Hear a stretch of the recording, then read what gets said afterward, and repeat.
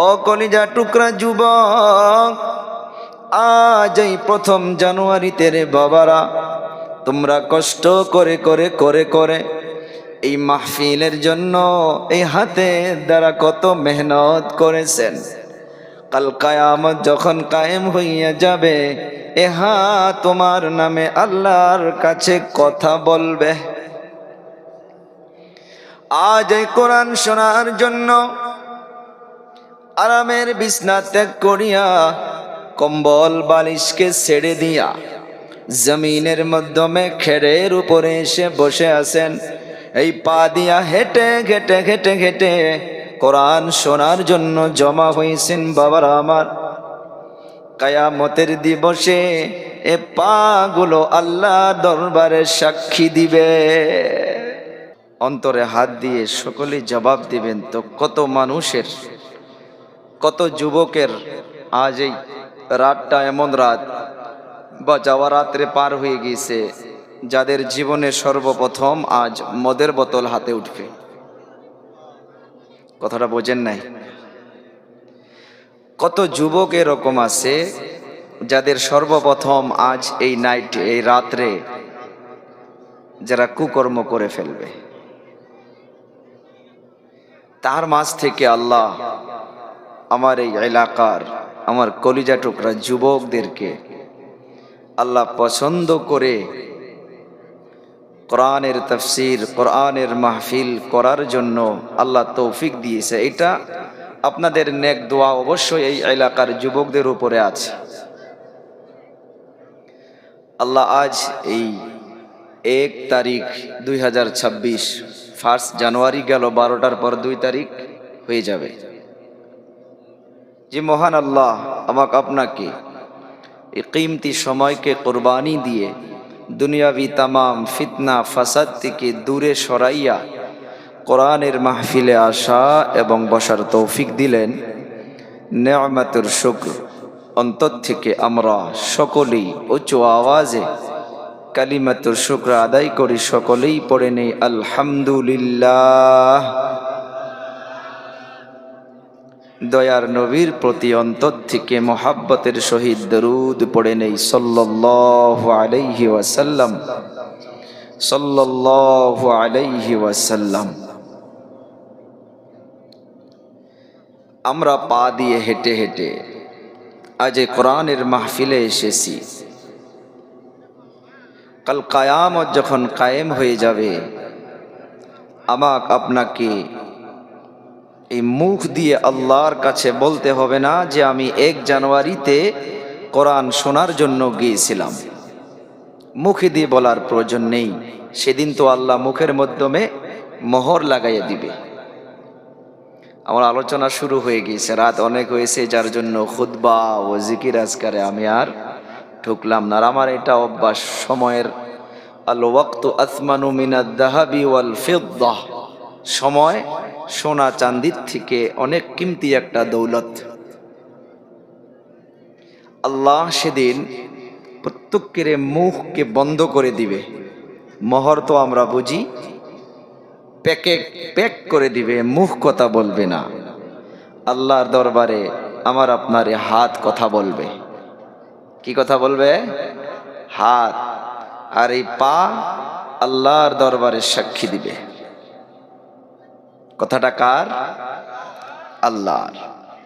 আল্লাহ পাক সূরা ইয়াসিনের মাধ্যমে আল্লাহ পাক সুন্দর করে ইরশাদ করতেছে, اليوم نختم على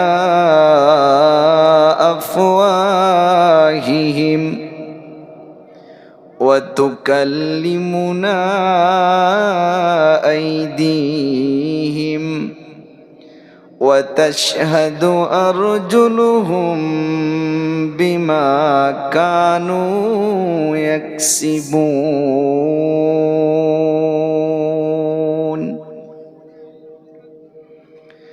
দরদের আল্লাহ তাআলা কিয়ামত যেদিন কায়েম হইয়া যাবে, আল্লাহ তাআলা প্রত্যেকের মুখের মাধ্যমে মোহর লাগাইয়া দিবে। এ মুখ কথা বলতে পারবে না। ইয়াদুন হাতকে বলে, কাল্লামা ইউকাল্লিমু তাকলিমান, কথা বলাকে বলে।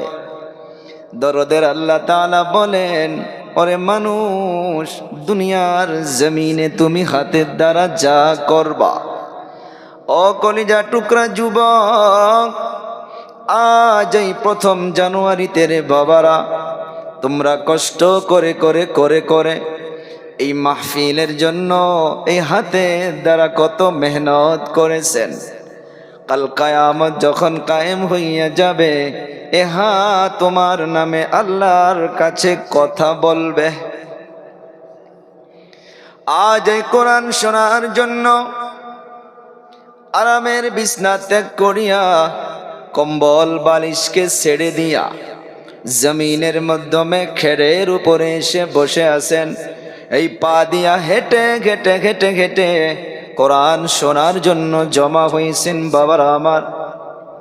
কিয়ামতের দিবসে এ পা গুলো আল্লাহ দরবারে সাক্ষী দিবে। এটা তো কোরআন শোনার জন্য যদি আসলে, যদি এ পা সাক্ষী দিতে পারে, এই হাত দিয়ে ভালো কাজ করলে যদি এ হাত আল্লাহর কাছে কথা বলতে পারে, এর অপোজিট সাইডটা আপনারা জবাব দিবেন। এই হাতের দ্বারা যদি আজ এই প্রথম জানুয়ারিতে কেউ যদি একটা গুনাহের কাজ করে, এই হাতে যদি নাউজুবিল্লাহ ড্রাগস বা জুয়ার আড্ডায় বসে এই হাতের দ্বারা যদি মদ্যপান করে, বলুন তো এ হাত এর বিষয় কি আল্লাহকে বলবে না? কথা বলেন।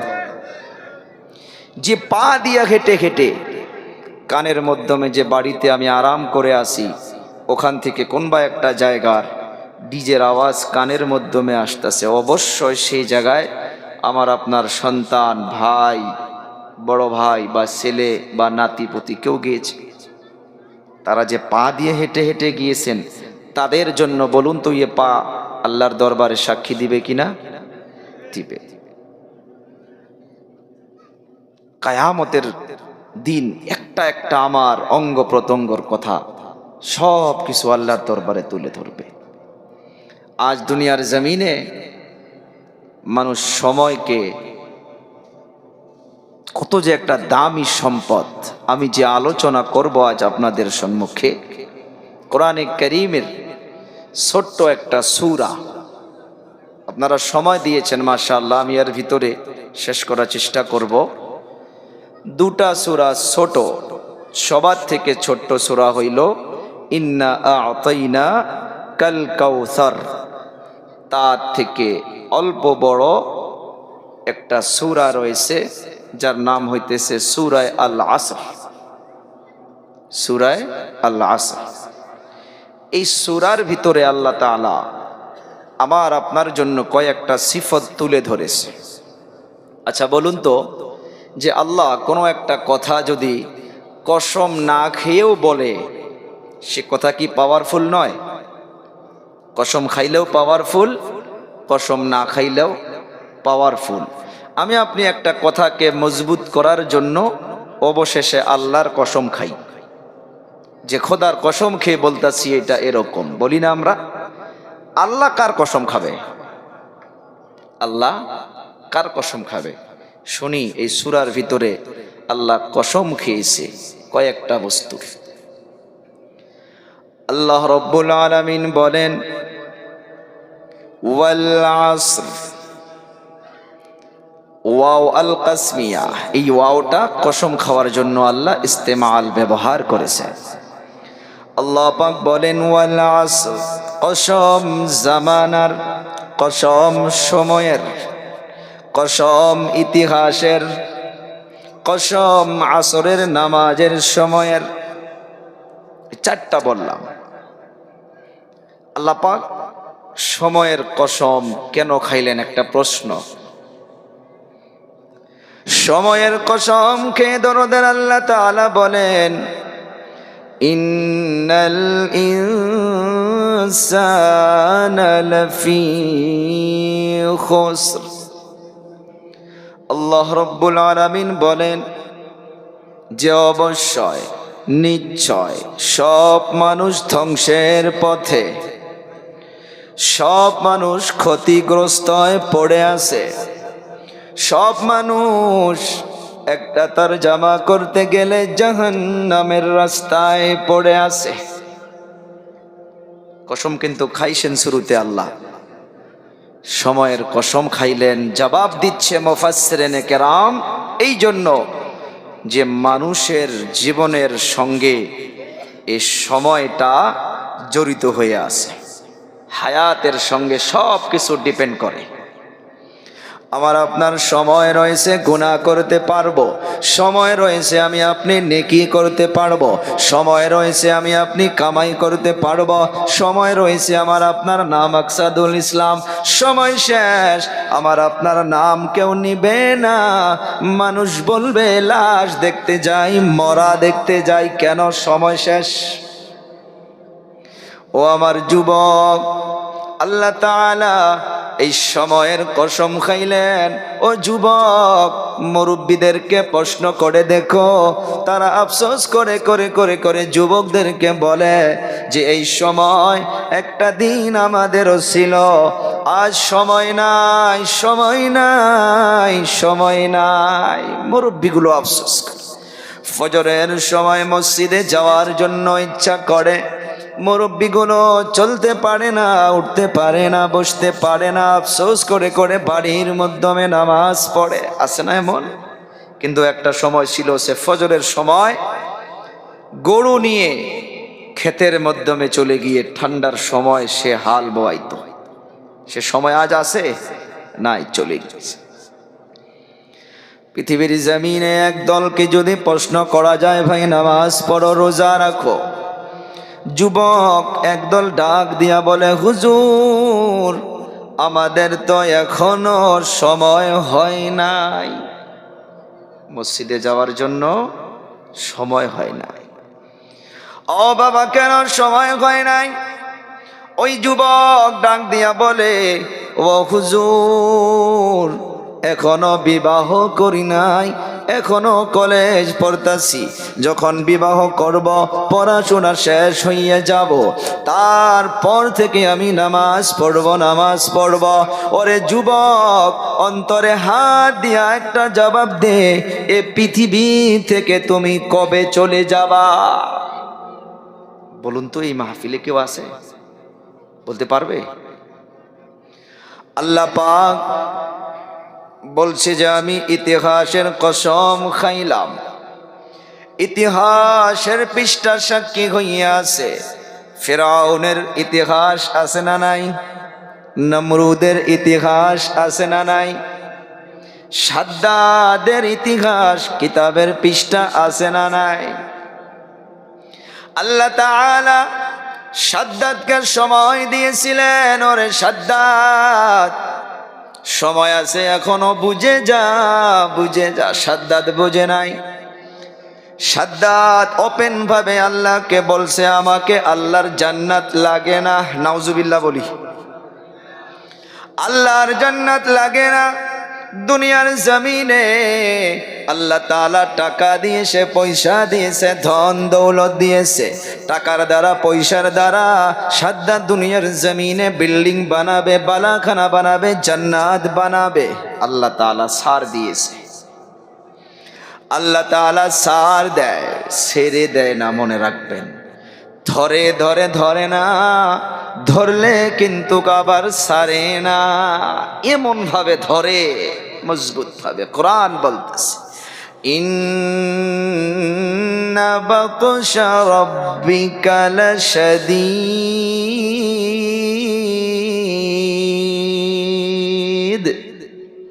আল্লাহ ধরা এত মজবুত, এত শক্ত, আর ছেড়ে দেয় না। সাদ্দাতকে আল্লাহ তাআলা তাকাইয়া তাকাইয়া দেখতে আসে। সাদ্দাত আল্লাহর সাথে মোকাবিলা করিয়া দুনিয়ার জমিনে জান্নাত বানানো শুরু করলো। হাজার হাজার মিস্ত্রি লাগাইয়া দিছে বাবাজিরে আমার, হাজার হাজার মানুষ লাগাইয়া দিছে। বিল্ডিং এর আধারশিলা হইয়া গেল, পোষ খাড়া হওয়া শুরু হইয়া গেল, ছাদ ডালা হইয়া গেল, দেওয়ালের কাম মুকাম্মল হইয়া গেল, প্লাস্টার হইয়া গেল। আল্লাহ তাআলা সব কিছু তাকাইয়া তাকাইয়া দেখতে আছে। কালার যখন হইয়া গেল, কাম সব শেষ হওয়ার পর সাদ্দাত এখন তার জান্নাত ওপেনিং করবে। এতদিন কিন্তু সময় দিয়েছিল, সময়ের আলোচনা চলতেছে, জাস্ট এখনো আমি সূরার অন্যদিকে ঢুকি নেই। সাদ্দাত ফিতা কাটবে, তার বিল্ডিং ওপেনিং করবে, তার মেহমানদেরকে ডাকা হয়েছে, হাজার হাজার মানুষকে ডাকা হয়েছে। সাদ্দাত তার বালাখানার মাধ্যমে প্রবেশ করবে। আল্লাহ তাআলা আজরাইলকে ডাক দিয়া বলে, রে আজরাইল কোথায়? বলে লাব্বাইক ইয়া আল্লাহ। যা সাদ্দাদের পিছনে গিয়া দাঁড়াইয়া থাক, সাদ্দাদের পিছনে গিয়া দাঁড়াইয়া থাক। কাকে বলছে? আজরাইলকে। চিনি তো না নামটা? নামটা জানি, ভয় লাগে। মানুষের নাম দেখবেন, জিব্রাইল পাবেন, মিকাইল পাবেন, ইসরাফিলও পাবেন। আচ্ছা বলুন তো, কেউ যদি আপনাকে 2 লক্ষ টাকা দেয়, আজরাইল নাম কি একটা নাতির রাখবেন? কেউ রাখে না। আল্লাহ তাআলা আজরাইলকে বলে, যা যা চলে যা। বলে আল্লাহ চলে আসলাম। দাঁড়াইয়া থাক, সাদ্দাদের পিছনে দাঁড়াইয়া থাক। সাদ্দাত তার মেহমান দিগকে লইয়া তার জান্নাতের যখন ফিতা কাটল, এখন তো এন্ট্রি করবে, প্রবেশ করবে। সময়গুলো খেয়াল করবেন বাবাজিরা আমার।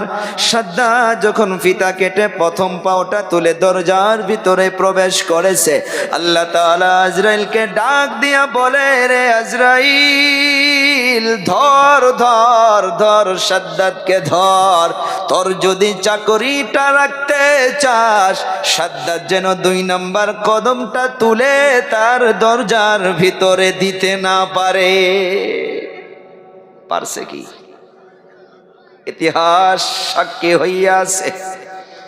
সাদ্দাত ওই জায়গার মাধ্যমে খতম হইয়া গেল, সময় শেষ। ও যুবক, হাত জোর করে বলি রে বাবা, কখনো বলবি না যে হুজুর আমাদের তো এখনো সময় হয় নাই। তুমি কি জানবা, আজ 2025 চলে গেল, 26-এর মাধ্যমে কদম রাখা হয়েছে। আফসোস করা দরকার, আমার যদি জীবন 50 বছর করে আল্লাহ পাঠিয়ে দিয়েছিল, 25 চলে গেল, আমার জীবন থেকে 1টা বছর কম হইয়া গেল। আরে বাবা ডিজে বাজাও, তুমি তো কান্না করে করে আল্লাহর কাছে দোয়া করা দরকার।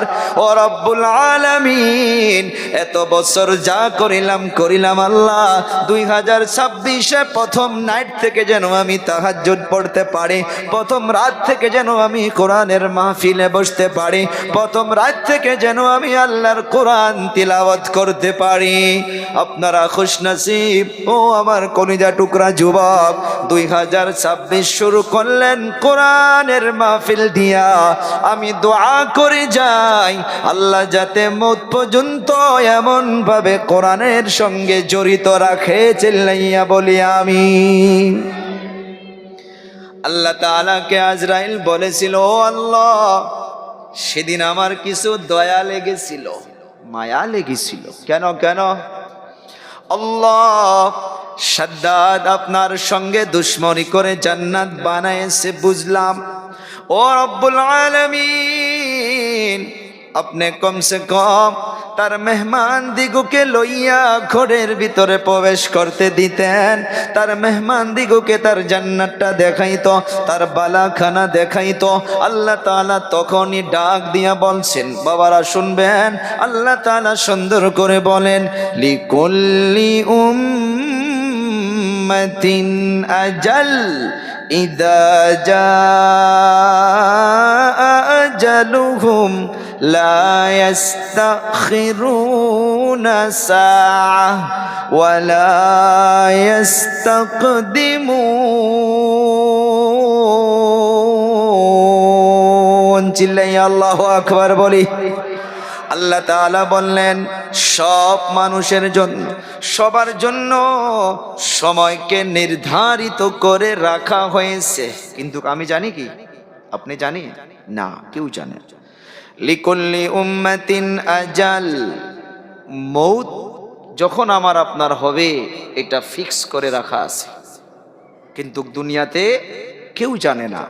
আর আজরাইল কারো কাছে মেসেজ করেও যায় না, কারো কাছে পারমিশন নেয় না। সময় হয়ে যাবে, আজরাইল এসে হাজির হয়ে যাবে। আল্লাহ তাআলা বলেন, ইদা জাআ আজালুহুম লা ইস্তাখিরুনা সাআহ। অনেকগুলো তাফসীরের মাধ্যমে লিখেছে as-সাআর ব্যাখ্যা, ঘড়ির সেকেন্ডের কাঁটা টিক টিক টিক করে একটা চক্কর মারলে একটা মিনিট হইয়া যায়। ওরে বাবাজিরা আমার, ও কলিজা টুকরা যুবক, আমার মা ভগ্নীগণ, আল্লাহ তাআলা বলেন, যখন তোমার সময় শেষ হইয়া যাবে দুনিয়ার জমিনে বাবাজিরা আমার, একটা সেকেন্ডও আর কেউ দেরি করতে পারবা না। পারবো? এক্সাম্পল, সাদ্দাত একটা পাও দিয়েছে, আর একটা পাও তুলে দিতে কত সেকেন্ড লাগবে? 1 সেকেন্ডের কাজ। কিন্তু আল্লাহ কি বলছে? ধর ধর। আবার মেডিকেলে চলে যান, দাওয়াখানায় চলে যান, অনেক দাদুজানগুলো বেমারের মাধ্যমে লিপ্ত হইয়া আছে, উঠতে পারে না, বসতে পারে না, পিঠের মাধ্যমে ঘা হইয়া গেছে। নাতি ভাইদের হাত ধরে কান্না করে করে বলে, ও নাতি ভাই, আল্লাহর কাছে দোয়া করো, আর পৃথিবী ভালো লাগে না, পৃথিবীতে থাকার জন্য মন চায় না, আল্লাহর কাছে দোয়া কর, আল্লাহ যাতে কবরের মেহমান বানাইয়া দেয়। বলে না নাই? এমন মানুষ আছে না নাই? আল্লাহ তাআলা বলে, ওয়ালা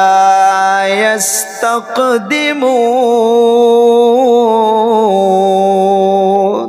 তুমি হাজারো আশা করতে পারো, হাজারো তুমি দুনিয়া থেকে চলে যাইতে চাইতে পারো, যখন তোমার সময় হবে না তার একটা সেকেন্ডও আগে তুমি কবরে যাইতে পারবা না। সময়, আল্লাহ তাআলা এই যে আমার আপনার জীবনের সঙ্গে সময়টা ফিক্স হয়ে আছে, অ্যাটাচড হয়ে আছে, যার জন্য আল্লাহ এই সময়ের কসম খাইছেন, ওয়াল আসর, সময়ের কসম। ও আমার যুবক, সময় আছে, নেকি করতে পারবেন, সময় আছে তাহাজ্জুদ পড়তে পারবেন, সময় আছে নামাজ পড়তে পারবেন। এমনও হইয়া যায় আমার কলিজা টুকরা যুবক অ্যাক্সিডেন্ট হইয়া যায়, আর চলতে পারে না, আর উঠতে পারে না, আর বসতে পারে না।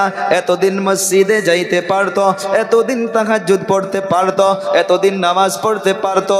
ওরে যুবক, তুমি পড়ো নাই, আজ তোমার ইচ্ছা হয়, কিন্তু ওই সময়টুকু তোমার হাতে নাই। ওয়াল আসর, আল্লাহ সময়ের কসম খেয়ে একটা এমন ভাবে কথা বললেন, ও বাবাজিরা আমার, এই সময়ের কসম খাওয়ার পর, ইতিহাসের কসম খাওয়ার পর, ইতিহাস অনেকগুলো রয়েছে। আর একটা এক্সাম্পল দেই, ইতিহাস 2 ধরনের, একটা ভালো একটা মন্দ, একটা ভালো একটা মন্দ। আমি আপনি নাম শুনেছি, আমার আপনার নবীজির দুধমার নাম কি আছিল গো? বলি সকলে বলি, হালিমাতুস সাদিয়া। আমি দোয়া করি আল্লাহ যাতে মৌতের আগে জীবনে একবার হলেও সকলকে, আমার এই কমিটি বৃন্দে যুবকদেরকেও, মুরব্বীদেরকেও আল্লাহ যাতে মক্কাতুল মুকাররমা এবং মদিনাতুল মুনাওয়ারা জিয়ারত নসিব ফরমায়। বলি আমিন। কেন বললাম? নবী পাক সাল্লাল্লাহু আলাইহি সাল্লাতু ওয়াস সালামের রওজা আতহারে সালাতু ওয়াস সালাম পেশ করবেন, তারপর সিদ্ধা জান্নাতুল বাকিতে প্রবেশ করবেন। 2 নম্বর গেট দিয়ে এন্ট্রি করে লেফটে টার্ন নেবেন, লেফটে কিছু দূর আসবেন, আসার পর আম্মা জান হালিমাতুস সাদিয়ার কবর মুবারক পাবেন। এত খুশবু, আলহামদুলিল্লাহ, এত সেন্ট, এত বাসনা। আমার আপনার নবীর ছোট্ট একটা ইতিহাস শোনাই। আমরা শুনেছি হালিমাতুস সাদিয়া দুধমা, তাই তো নবী দুধ পান করেছে। আমার আপনার নবীকে যখন ওই সময়ে অনেকগুলো মহিলা মানুষ আমার আপনার নবীর এই জায়গার মাধ্যমে চলে এসেছিল, হালিমাতুস সাদিয়ার সওয়ারিটা, উটনিটা কমজোর ছিল, অর্থাৎ কম দামি বাইক ছিল, গাড়িটা এল্টো ছিল, আর অন্যর গাড়ি সব ফরচুনার, কারোবা ইনোভা, কারোবা টাটা নেক্সন। এক্সাম্পল ভাই, ওই সময় তো আর কার ছিল না, সাওয়ারি ছিল, উটনি বা ঘোড়া গাধা যে হোক। তো হালিমাতু সাদিয়াও একসঙ্গে বাহির হয়েছে ওনার সেহিলিদের সঙ্গে, এনি বান্ধবীদের সঙ্গে। তো তাদের সাওয়ারি মজবুত ছিল। হালিমাতু সাদিয়াকে ছেড়ে তারা আগেই এসে ওই গাঁয়ের মাধ্যমে প্রবেশ করছে। ইতিহাসের পৃষ্ঠা সাক্ষী দিতেছে, আল্লাহ যে ইতিহাসের কসম খাইলেন। সব মহিলা প্রত্যেক বাড়িতে গেত, আর আমার আপনার নবীর ওখানেও গিয়েছিল। যাওয়ার পর যখন জিজ্ঞাসা করে যে এই বাচ্চার বাবা আছে, বলে নাই।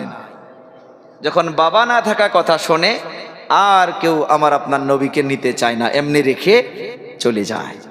সব মহিলাগুলো সেরে সেরে যারা ধনী ধনী ঘরের সন্তানকে, কারণ তারা দুধ পান করাবে, টাকা পাবে, আর এই সন্তানের তো বাবা নাই, টাকা দিবে কে, এইটা মনে করে সকলেই সেরে অন্যান্য সন্তান দিগকে দুধ পান করানোর জন্য নিয়ে গেছে। এরা বাচ্চাদেরকে নিয়ে রওনা হয়ে গেছে রাস্তাতে। হালিমাতু সাদিয়া কেবল আসতেছে, কেবল আসতেছে। হালিমাতু সাদিয়া গ্রামে প্রবেশ করে দেখে সব বাচ্চাদেরকে নিয়ে গিয়েছে। যখন হালিমাতু সাদিয়া মা আমেনার দরজার মাধ্যমে গিয়া হাজির হইয়া গেছে, বাচ্চার দিকে যখন তাকাইয়া দেখেছে, বাচ্চা আমার আপনার দরদের নবী মুহাম্মাদুর রাসূলুল্লাহ ওই হালিমাতুর চেহারার দিকে তাকাইয়া একটা মুস্কি মারা হাসি দিয়েছে। সুবহানাল্লাহ। বাড়ির যাকম না, নবীর কথা বলতেছে ভাই, ইতিহাস। হালিমাতু সাদিয়ার মনটা কেমন যেন হইয়া গেল। বাবা নাই, কোনো অসুবিধা নাই, এ বাচ্চাকে আমাকে দিয়া দাও। হালিমাতু সাদিয়া আর আপনার নবীকে নিয়া উটনির মাধ্যমে পিছনে বসাইয়া দিয়েছিল। উটনি এই হাঁটুটা জমিন থেকে তোলে না, একটা সেকেন্ডের জন্য গাড়ি স্টার্ট নেয় না। হালিমাতু সাদিয়ার ধ্যান এসে গেল আমার আপনার নবীকে সম্মুখে নিয়ে বসাইয়া নেওয়ার সাথে সাথে উটনি দাঁড়াইয়া গেল, আর এমন ভাবে রওনা হইয়া গেছে, ইতিহাসের পৃষ্ঠা সাক্ষী হইয়া আছে রে বাবাজিরা আমার। রাস্তার মাধ্যমে যারা আগে চলে গিয়েছিল, আমার আপনার নবীকে ওই সাওয়ারিতে বসানোর সাথে সাথে ওই দুবলা পাতলা সাওয়ারির ভিতরে আল্লাহ তাআলা এমন ভাবে শক্তি দান করে দিল, রাস্তার মাধ্যমে যাইতে যাইতে ওই বান্ধবীদেরকে ছেড়ে আমার আপনার নবীর সাওয়ারি হালিমাতু সাদিয়া তাদেরকে ছেড়ে আগে পার হইয়া গেল। ডাক দিয়া বলে, ও হালিমা, তুমি কি সাওয়ারি চেঞ্জ করেছো নাকি? বলে, সাওয়ারি বদলাই নাই, সাওয়ারির উপরে যে বসেছে তার বরকতে সাওয়ারি স্পিড হইয়া গেছে। হালিমাতু সাদিয়া আরো বলে যে আমার বুকের মাধ্যমে দুধ ছিল না, আমি নিজে এইটা অনুভব করেছি। আমার বুকের মাধ্যমে দুধ দিয়া কেমন ভাবে যেন মুহাম্মদকে নেওয়ার সাথে সাথে ভরে গেছে। ইতিহাস আছে না? বাড়িতে যাওয়ার পর আর এক ইতিহাস। খেজুর গাছের মাধ্যমে তরতাজা খেজুর হইয়া গেল, ঘাস ফুট সব কিছু আল্লাহ তাআলা তাজা করে দিল।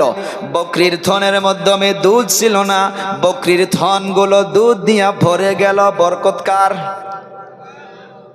আমার আপনার নবী সাল্লাল্লাহু আলাইহি সাল্লাতু ওয়াসাল্লাম। হালিমাতু সাদিয়ার একটা ইতিহাস, আমার আপনার নবীকে কোলের মাধ্যমে লইয়া ডান দিকের দুধ পান করায়, ডান দিকের দুধটা পান করায়। আমার আপনার নবী ডান দিকের দুধ পান করে। আচ্ছা, মাগুলো এমনি একটা দুধ পান করানোর পর আবার আরেক দিকে দেয়, দেয় না? আমার আপনার নবী সাল্লাল্লাহু আলাইহি সাল্লাতু ওয়াসসালামকে আম্মা জান হালিমাতু সাদিয়া বাম দিকে দুধ পান করার জন্য ঠোঁটের মাধ্যমে যখন দুধ পান করানোর জন্য লাগাইয়া দেয়, ইতিহাসের কসম যে আল্লাহ খাইলেন। দেখেন আমার আপনার নবী মুখ থেকে ওইটা বাহির করে দেয়, দুধ পান করে না, আবার দেয় ওইটা পান করে না, আবার দেয় পান করে না। চোখে চোখে কি যেন হালিমাকে ইশারা দিল, ও মা আমার দুধ ভাই আব্দুল্লাহ আছে, দুধ ভাইয়ের নাম আব্দুল্লাহ, আমার দুধ ভাই আব্দুল্লাহ আছে, আমি একদিকের দুধ পান করব, আমি আমার ভাইয়ের হককে আমি নষ্ট করব না। আল্লাহু আকবার। কারণ আমি দুনিয়ার মাধ্যমে ভাইদের হক দিতে এসেছি, হক নষ্ট করতে আসি নাই। ইতিহাস সাক্ষী হইয়া আছে। ওয়াল আসর, আল্লাহ পাক ইতিহাসের কসম খাইয়া বলেন, ইন্নাল ইনসানা লাফি খুসর। নবীর কথা বললে তো দিলটা বেশি ভালো লাগে, তাই না? জি হোক, ওদিকে সিরতের আলোচনা তো আজ আমার উদ্দেশ্য নয়, আমি সূরা আসর থেকে আলোচনা করতেছি। আমি আল্লাহ পাক যে ইতিহাসের কসম খাইছেন, একটা ভালো ইতিহাস শোনাইলাম আর একটা মন ভরে যাওয়া ইতিহাস শোনাইলাম। আমার আপনার নবীর সিরত যদি আল্লাহর কসম খেয়ে বলতে পারি, পুরাটা রাত যদি কেউ বলে, পুরা রাত যদি কেউ শোনে, একটা মুমিনের অন্তর কখনো ভরতে পারে না। সুবহানাল্লাহ। আর আমি ওই মদিনাতুল মুনাওয়ারায় দেখেছি, আল্লাহ আল্লাহ, সন্তান মরলে মানুষ অত কান্না করে না, মা মারা গেলে মানুষ অত কান্না করে না, বাবা মারা গেলে মানুষ অত কান্না করে না। আমার আপনার নবীর রওজার সম্মুখে দাঁড়াইয়া মানুষ যত কান্না করে, মানুষ সরতে চায় না। পুলিশগুলো চিল্লায় চিল্লায় চিল্লায়, পা দেয় আবার পিছনে নেয়, পা একবারে আবার পিছনে, এমন লাগে কি যেন হারাইলাম, কি যেন হারাইলাম, কি যেন এখানে ফেললাম। মানুষ হাউমাউ করে করে কান্না করে। সে দরদের নবীর আমি আপনি উম্মত, যে নবী কাল কিয়ামতে সিফারিশ না করলে কোন নবী কোন উম্মত জান্নাতে যাইতে পারবে না। যে নবীর উম্মত জান্নাতে না গেলে কোন উম্মত জান্নাতে যাইতে পারবে না। সে নবীর ইশক ভালোবাসা আমরা অন্তরে রাখতে চাই কি চাই না, বলুন তো? কারা কারা চাই? হাত তুলে আল্লাহকে দেখায়, নারে তাকবীর। আর সে নবী বলছে যে দুনিয়া থেকে মিউজিককে, গানকে খতম করো। দুনিয়া থেকে নবী আমার গান শুনলে কান বন্ধ করে নিত। আজ সে নবীর উম্মত হইয়া 1 জানুয়ারিতে ডিজে বাজায়। এটা কেমন উম্মত হইতে পারে গো? আমার তো মাথায় আসে না। দোয়া করি আমরা তাদের জন্য যারা এই বছর 2026 1 জানুয়ারি মানাইতেছে, আগন্তুক যাতে আল্লাহ তাদেরকে বোঝার তৌফিক দেয়। চিল্লাইয়া বলি আমিন। আল্লাহ তাআলা ডাক দিয়া বলেন, ইন্নাল ইনসানা লাফি খুসর। উলামা কেরাম রয়েছে, আল ইনসান এখানে কিন্তু শুধু মুসলমান বলে নাই। যদি ইন্নাল মুসলিমিন বলতো, আচ্ছা আলোচনা তো বুঝতেছেন নাকি? ইন্নাল ইনসান, ইন্নাল মুশরিকিন বলে নাই, ইন্নাল মুসলিমিন বলে নাই, ইন্নাল কাফিরিন বলে নাই। এখানে কি বলছে? আল ইনসান। এখানে সব শামিল আছে। মুসলমান, হিন্দু, মুসলিম, বৌদ্ধ, খ্রিস্টান, আল্লাহ সকলকে ডাক দিয়া বলে, নিশ্চয় নিশ্চয় অবশ্যই সব মানুষ ধ্বংসের পথে। একটা তরজমা করলাম, সব মানুষ জাহান্নামের রাস্তায়। আচ্ছা, সকলের অন্তরে কিন্তু প্রশ্ন জাগছে, তো জান্নাতের রাস্তায় কি? প্রশ্নটা জাগছে না ভাই? অনেকেরই ঘুম ধরছে, ঘুমাবেন না, তো কিছু বুঝবেন না। ঘুম ধরবে, এখানে রহমত অবতীর্ণ হবে, আর রহমত পাইলে তো ঘুম আসবেই। ঘুম আসাটা খারাপ না, কিন্তু ঘুমানো যাবে না। কেউ যদি কারো নিকটে ঘুমায়, লাহে করে ওকে তুলে দিবেন, এরকম করে দিবেন তো ইনশাআল্লাহ। বুঝেন, আল্লাহ পাক ইন্না শব্দ ব্যবহার করে বললেন যে আচ্ছা আমি আপনি তো মানুষ, মানুষ না? তাহলে এই আয়াতের মিস্তাক আমি আপনিও কিন্তু শামিল আছি, আমি আপনিও শামিল আছি। আল্লাহ পাক বলতেছে ইন্নাল ইনসানা লাফি খুসর, সব মানুষ ক্ষতিগ্রস্ত, সব মানুষ ধ্বংসের রাস্তায়, সব মানুষ জাহান্নামের রাস্তায়। প্রশ্ন এসে গিয়েছে, তাহলে জান্নাতে যাবে কে? জান্নাতের রাস্তায় কে? আচ্ছা একটা এক্সাম্পল, গুয়াহাটির থেকে একটা বাস গাড়ি আসতেছে, ওই বাস গাড়ি আসতে আসতে রাস্তায় একটা ব্রিজ থেকে অ্যাক্সিডেন্ট হইয়া নিচে পড়ে গেল। আর এই বদলা পথা টিয়াপাড়া ও জাউকাটা দিয়া চারিয়ালিতে খবরটা এসে গেল। উদাহরণ দিচ্ছি, একটা বাস গাড়ি বকো ব্রিজ থেকে নিচে পড়ে গিয়ে সব যাত্রী মারা গিয়েছে, এটা আপনাকে কেউ মেসেজটা দিল। আচ্ছা বলুন তো, কেউ না কেউ এটা প্রশ্ন ওই জায়গায় অবশ্যই করবে যে একজনও কি বাসে নাই? কথা বলুন, এই প্রশ্ন আসবে না নাই? যুবক ভাই, আপনারা অল্প আওয়াজ জোরে দিবেন, এক্সাম্পলটা বুঝে পাইছেন? বাস গাড়ি অ্যাক্সিডেন্ট হইয়া নিচে পড়ে গিয়েছে, এই জাউকাটা এলাকায় খবর আসলো যে বাস গাড়ির থেকে অ্যাক্সিডেন্ট হইয়া সব মানুষ মরছে। একজন সাইড থেকে অবশ্যই প্রশ্ন করবে একজনও কি বাসে নাই? তদ্রূপ ভাবে আপনারা প্রশ্ন জাগান, ইন্নাল ইনসানা লাফি খুসর, সব মানুষ জাহান্নামের রাস্তায়। ও হুজুর, তাহলে জান্নাতে কে যাবে? একজনও কি বাঁচে নাই? যেমন অ্যাক্সিডেন্ট, একজনও কি জান্নাতে যাবে না? হ্যাঁ, অবশ্যই যাবে। 4 শ্রেণীর মানুষ জান্নাতে যাবে। চিল্লাইয়া সুবহানাল্লাহ বলি। কয় শ্রেণীর? বলি কয় শ্রেণীর? 4 শ্রেণীর মানুষ জান্নাতে যাবে। 4 শ্রেণীর ব্যক্তি ধ্বংসের রাস্তায় নয়। তারা কারা জানতে হবে তো। আল্লাহ পাক ইল্লা শব্দ ব্যবহার করলেন, ইল্লাল্লাযীনা আমানু।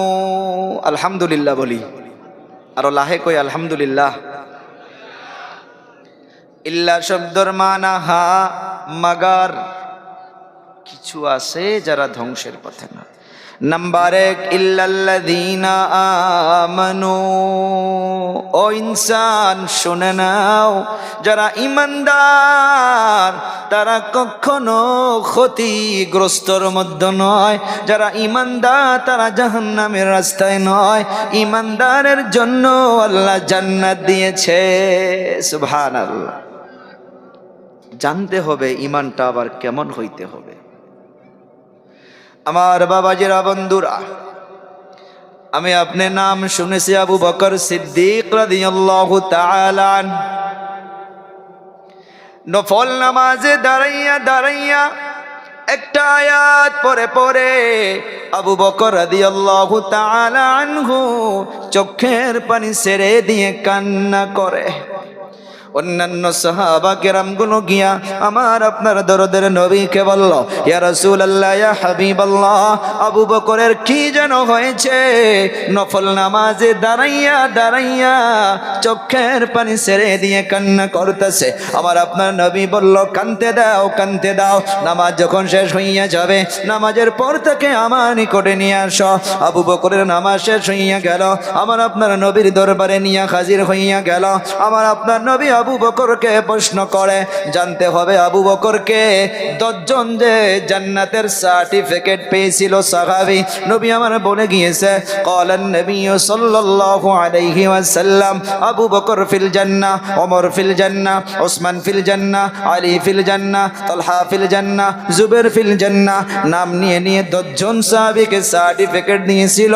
তার ভিতরে প্রথম নাম্বার জিনার নাম, উনি হইতেছেন আবু বকর সিদ্দিক রাদিয়াল্লাহু তাআলা আনহু। আবু বকরকে প্রশ্ন করে আমার আপনার নবী, ও আবু বকর, কেন নামাজের মাধ্যমে কোন আয়াত কোন কথা মনে করে তুমি কান্না করো? আবু বকর একটা আয়াত আমার আপনার নবীকে শোনাইয়া দিল। ওই আয়াতটা হচ্ছে, ইন্নাল্লাহা আশতারা মিনাল মুমিনিনা আনফুসাহুম ওয়া আমওয়ালাহুম বিআন্না লাহুমুল জান্নাহ। সুবহানাল্লাহ বলি। এই আয়াতটা শুনে আমার আপনার নবী আবু বকরকে ডাক দিয়া বলে, রে আবু বকর, এই আয়াতের ভিতরে কান্নার কোনো বিষয় নয়, এই আয়াতের ভিতরে তো খুশির বিষয়।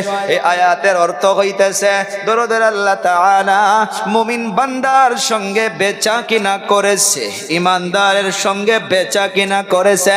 আল্লাহ তাআলা বলতেছে, নিশ্চয় নিশ্চয় আমি আল্লাহ মুমিন বান্দার জান মাল সব কিছু আমি কিনে নিয়েছি। বিআন্না লাহুমুল জান্নাহ, আর এর বদলায় আমি মুমিন বান্দাকে জান্নাত দিয়ে দিয়েছি। সুবহানাল্লাহ, জোরে বলি। এ বাবা পিছনের আওয়াজ নেই, আরো জোরে বলি সুবহানাল্লাহ। এই সুবহানাল্লাহ জিকিরটা কার? আলহামদুলিল্লাহ জিকিরটা কার? তাহলে বলতে বললে কেন আওয়াজ বাহির হয় না? একবার সুবহানাল্লাহ যদি অন্তর থেকে বলতে পারি, জান্নাতের মাধ্যমে আপনার জন্য আল্লাহ তাআলা গাছ লাগাইয়া দেয়। একটা দিন তো জিকির আজকার কিছু করি, তো এই আয়াত বুঝি মুমিন বান্দার সঙ্গে বেচা কিনা করে আল্লাহ জানমাল নিয়ে নিয়েছে, এর বদলায় আল্লাহ মুমিন বান্দাকে জান্নাত দিয়ে দিয়েছে। নবী বলতেছে, আবু বকর এরপরেও তুমি কেন কান্না করো? দেখছেন ইমানদার কেমন? আবু বকর কি বলছে, ইয়া রাসূলুল্লাহ, ইয়া হাবিবাল্লাহ সাল্লাল্লাহু আলাইহি ওয়াসাল্লাম, আমি আবু বকর কাপড়ের দোকান করি। আবু বকর কাপড়ের তিজারত করত, দোকান করত। এক মাস হইয়া গেছে, আমার দোকান থেকে একটা বুড়ি আম্মা জান একটা কাপড় কিনে নিয়ে গিয়েছিল, টাকা পয়সা দিয়ে কাপড়টা কিনে নিয়ে গেছে। এক মাস পার হইয়া যাওয়ার পর ওই বুড়ি আম্মা জান কাপড়টা দোকানের মাধ্যমে নিয়ে এসে আমাকে বলে, রে আবু বকর, তোমার কাপড় আমার পছন্দ হয় নাই, তুমি তোমার কাপড় ফেরত নিয়ে নাও, আমার টাকা আমাকে ফেরত দিয়া দাও। আল্লাহর নবী বলে, তো কি হলো এটা? আবু বকর কোন কথা কোথায় গিয়ে টাচ করে দেখো কান্না করতেছে। আবু বকর আমার আপনার নবীকে বলে, ইয়া রাসূলুল্লাহ, ইয়া হাবিবাল্লাহ, কাল কিয়ামত যখন কায়েম হইয়া যাবে, আল্লাহ যদি আমাকে নাম ধরে ডাকে, রে আবু বকর, দুনিয়ার মাধ্যমে তুমি তাহাজ্জুদ পড়েছো, তুমি নামাজ পড়েছো, তুমি রোজা রেখেছো, তুমি দান করেছো, তুমি অনেক অনেক ইবাদত করেছো, রে আবু বকর, তোমার সব ইবাদত আমার অপছন্দ হয়েছে, তাই তোমার ইবাদত তুমি নিয়ে নাও, আর আমি দেওয়া জান্নাত আমাকে ফেরত করে দাও। ইয়া রাসূলুল্লাহ, ইয়া হাবিবাল্লাহ, আমি আবু বকর সেদিন তো জাহান্নামের আসামি হইয়া যাব।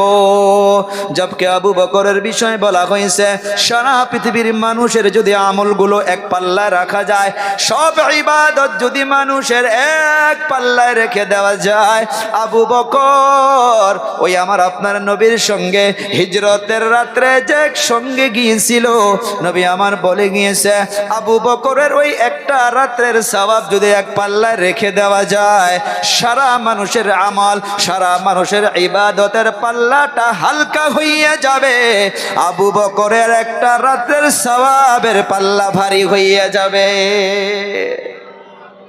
সে আবু বকর ইমানদার হওয়ার পরেও জাহান্নামের ভয়ে কান্না করতেছে। কিসের ভয়ে? টাকার জন্য, লোভ লালচার জন্য না। যে হোক, লাইন বস্তু যাইতেই পারে। তো আবু বকরও কিন্তু ইমানদার ছিলেন। এখন আমরা আলোচনায় ঢুকছি আমানু নিয়া। ইল্লাল্লাযীনা আমানু, বলি ইল্লাল্লাযীনা। এই সূরাটা তো অনেকেরই মুখস্থ আছে, আছে না? ইল্লাল্লাযীনা আমানু, ইমানদার জাহান্নামের রাস্তায় নয়। কথা কইতেছে বাবা জিরা আমার, অনেকে জবান দিয়া বলে, হুজুর নামাজ না পড়লে কি হবে, আমার ঈমান ঠিক আছে। বলে না দাদু? এতে কিও কয়? বলে তোমাকে এত্তিও কয় গো, আমরা তো উজেনি মানুষ, এত্তিও কয়। খবরদার। কয় যে হুজুর আমার বিশ্বাস ঠিক আছে। ওরে বাবা, কয় বিশ্বাস ঠিক আছে। আচ্ছা একটা উদাহরণ দেই আপনাদেরকে। আচ্ছা রমজান মাসে একজন বান্দা রোজা রাখলো না, রোজা রাখলো না, রোজা না রেখে সে যদি বলে যে না রোজা রাখতে হয় আমার বিশ্বাস, আর চার দোকানে গিয়ে বসে চা পান করতেছে, আচ্ছা বলুন তো এই বিশ্বাসের নাম দিয়ে তার রোজাটা বোধহয় কবুল হয়ে যাবে? সম্ভবই নয়, একদম তাকিদ দিয়া বলছে সম্ভবই নয়। তো অন্য জিনিস তাহলে বিশ্বাসের নাম দিয়ে কেমন দে হয় ভাই? ইমানদার ও বাবাজিরা আমার শোনেন, কিছু সময় যাইতে পারে, বুঝানোর চেষ্টা করব বাবাজিরা আমার। ইমানদারকে তিনটা বস্তু জানতে হবে, দিল দিমাগে মেমোরিতে সেভ করবেন। নাম্বার 1 ইকরার বিল লিসান, নাম্বার 2 তাসদীক বিল জিনান, নাম্বার 3 আমাল বিল আরকান। আরবিতে বললাম বুঝেন না, এখন উর্দুতে আমাদের ভাষায় বলি। জবান দিয়া বললাম আল্লাহ এক, এটা ইকরার করলাম মুখ দিয়ে। আল্লাহ বলছে নামাজ পড়তে হয়, মুখ দিয়ে বললাম ইয়েস জি নামাজ পড়তেই হয়, মাস্ট বি জরুরি, অবশ্যই। মুখে দিয়ে বললাম এটা, এই কথাটাকে তাসদীক বিল জানান, দিল দিয়ে অ্যাকসেপ্ট করলাম, দিল দিয়ে কবুল করলাম, বিশ্বাস করলাম, দিল দিয়ে বিশ্বাস করলাম। নাম্বার 3 আর একটা আছে, আমাল বিল আরকান, মাথা থেকে পা পর্যন্ত অঙ্গ প্রত্যঙ্গ দিয়ে এই দুটাকে, নাম্বার 1 জবান দিয়ে যেটা বলেছি, বলি আমার সাথে, নাম্বার 1 জবান দিয়ে যেটা বলেছি, নাম্বার 2 অন্তর দিয়ে সেটাকে অ্যাকসেপ্ট করেছি, কবুল করেছি, বিশ্বাস করেছি, মেনে নিয়েছি। এই দুটা জিনিসকে এখন মাথার থেকে পা পর্যন্ত অঙ্গ প্রত্যঙ্গ দিয়ে জাহির করা, অর্থাৎ বাস্তবায়ন করা, আমল করা। আচ্ছা, দুটা বস্তু সমাজে পাওয়া যায়, দুটা বস্তু সমাজে পাওয়া যায়। আচ্ছা, কেউ এরকম আছেন নাকি যে না নামাজ পড়া লাগে না? কেউ বলে ইবাদত করা লাগে, এটা কেউ মানা করে কি? কিন্তু করে না, অথচ ইমানদার। ইমানদার তাহলে এখন নিজেই বিবেক দিয়ে জবাব দেন, এই তিনটার যদি দুটা পাওয়া যায়, একটা পাওয়া না যায়, আমার আপনার ইমান মোকাম্মল হবে না? আপনারই জবাব দেন, হবে? চলি পারা নাম্বার 4, পৃষ্ঠা নাম্বার 2, লাইন নাম্বার 2, পারা নাম্বার 2-এ চলি, পারা নাম্বার 5-এ চলি। ওই জায়গায় কিন্তু আল্লাহ কোনো অন্য ধর্মাবলম্বী ভাইদেরকে ডাকে নাই, আমাকে আপনাকে ডাকছে। কি ডাকছে, কি বলছে শুনি। আল্লাহ পাক বললেন ইয়া আইয়ুহাল্লাযীনা আমানু। আমানু শব্দটা আছে না নাই? সামনের গুলো গল্প করেন ভাই আমার সাথে। আপনারা যদি বাবা একদম মানে এরম করে থাকেন তো আমার তো আর মরে যাব। আল্লাহ পাক ডাক দিয়া বলতেছে ইয়া আইয়ুহাল্লাযীনা আমানু। বলেন তো এই ডাকের ভিতরে আমরা কে কে আছি? এই আল্লাহ যে ডাকছে, আমরা ইমানদার না সবাই? তাহলে এই ডাকটা আমাকে ডাকছে, আমি বলি যে আমাকে ডাকছে। কে ডাকছে? আল্লাহ। ডাকার পর কি বলে এখন সেটা শুনি। আল্লাহ পাক ডাক দিয়া বলে ইয়া আইয়ুহাল্লাযীনা আমানু ইত্তাকুল্লাহা হাক্কা তুকাতিহ। আমাকে আকসাদুলকেও আল্লাহ বলছে, আমি যে লেকচার দিতেছি বড় বড়, এই ডাকের ভিতরে আমিও শামিল আছি। আল্লাহ পাক ডাক দিয়া বললেন ইত্তাকুল্লাহা হাক্কা তুকাতিহ, ও ইমানদার আল্লাহর জন্য ভয় কর, যেমন করে আল্লাহর জন্য ভয় করা দরকার, যেমন করে আল্লাহর জন্য ভয় করা দরকার।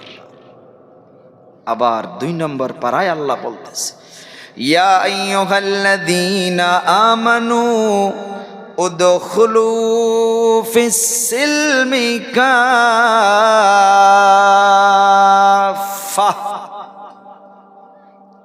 ও মুসলমান, তুমি যদি ইসলামে প্রবেশ করেছো, তুমি এখন পরিপূর্ণভাবে ইসলামে প্রবেশ করো।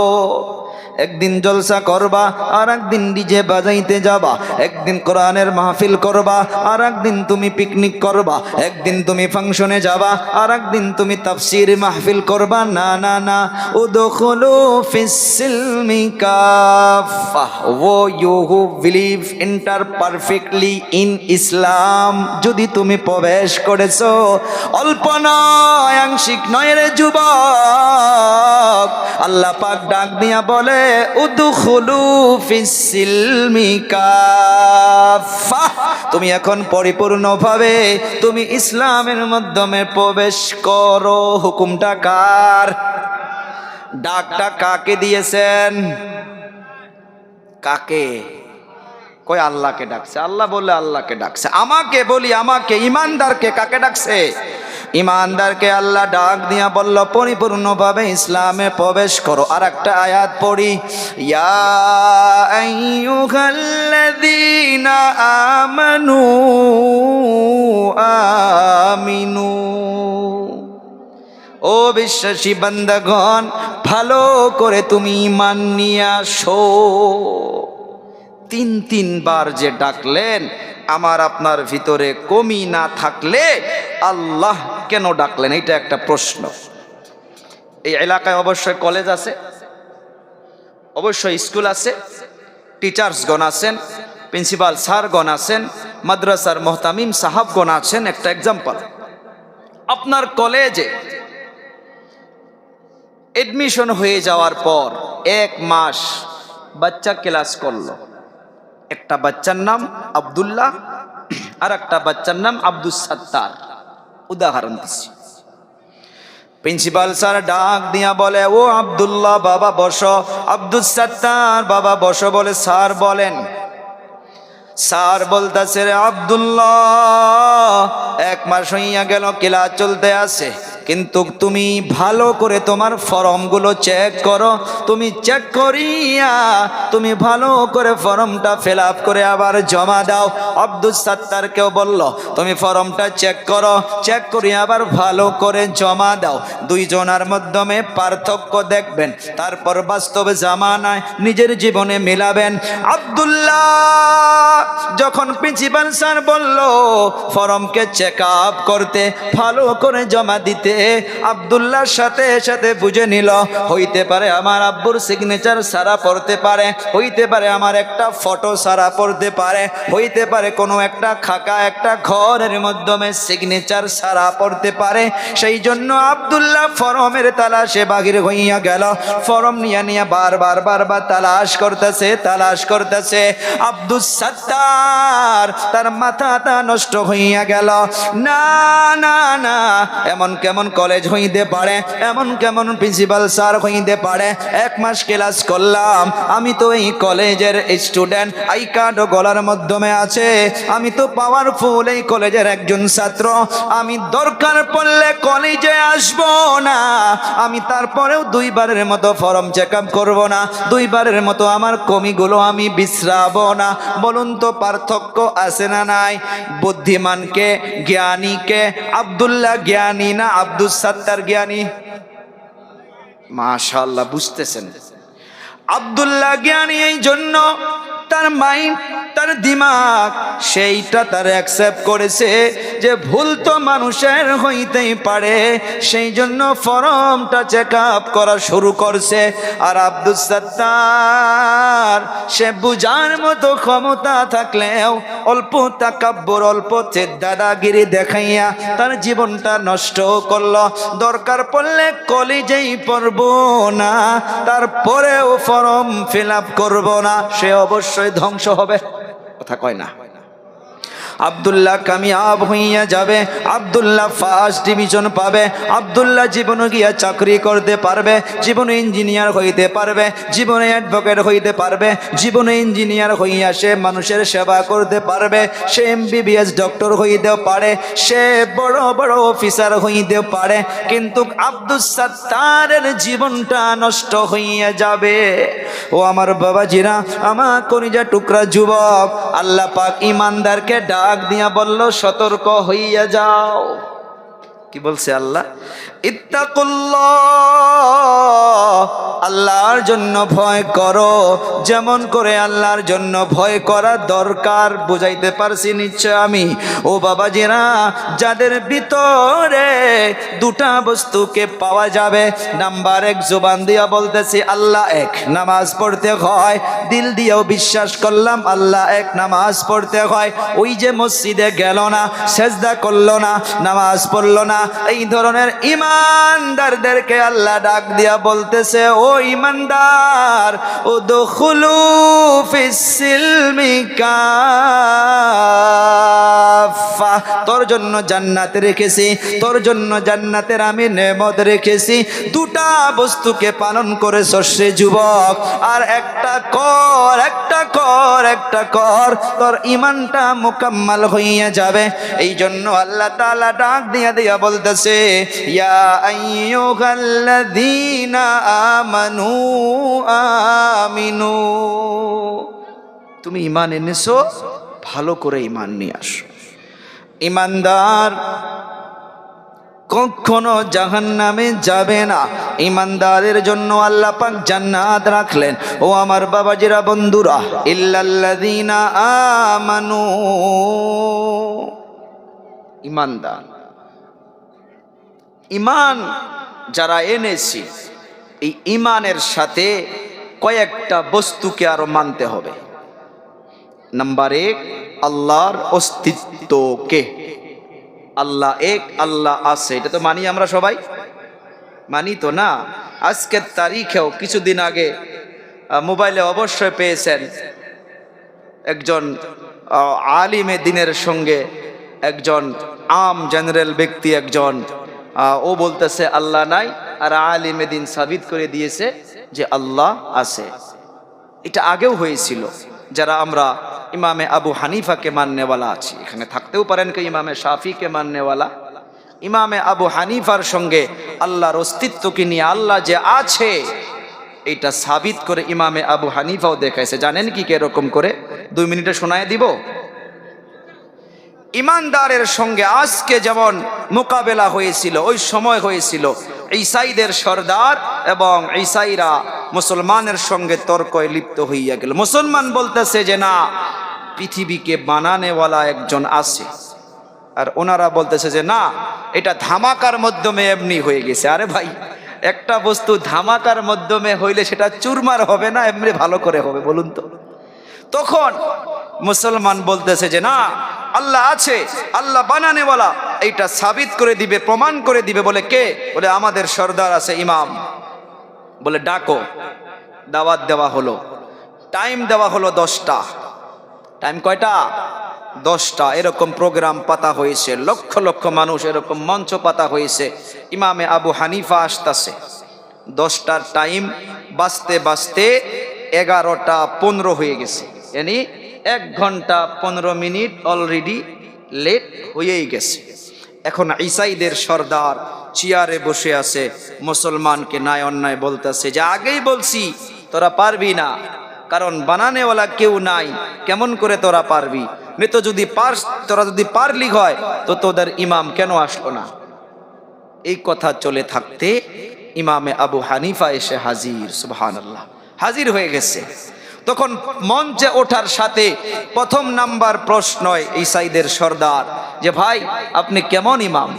আপনি 10টার টাইম দিয়েছিলেন, 11টা 15 হয়ে গেল, বোধহয় ভয়ের জন্য আপনি আসেন নাই, এখন লেট করে আসছেন। তখন কি জবাব দিয়েছে শোনেন। ইমামে আবু হানিফাকে আল্লাহ কেমন মাথা দিয়েছিলেন। ইমামে আবু হানিফা বলতেছে, জবাব কি দিবে সেটা তো আগেই জানে। ইমামে আবু হানিফা বলতেছে যে ভাই শোনো, আমি বাড়ির থেকে মেন টাইমে বাহির হয়েছিলাম, চলতে চলতে এসে নদী যে পার হইতে লাগে, সে নদীর পার ঘাটে এসে আমি লগভগ আধা ঘন্টা দাঁড়াইয়া থাকলাম। কেউ নাই, কোনো নৌকা নাই, কোনো মাঝি নাই, নদীটা পার করে দিবে কেউ নাই। আধা ঘন্টা দাঁড়াইয়া থাকতে থাকতে থাকতে থাকতে আমি দেখতাছি একটা বিশাল একটা গাছ এমনি নিজে নিজে পড়ে গেল।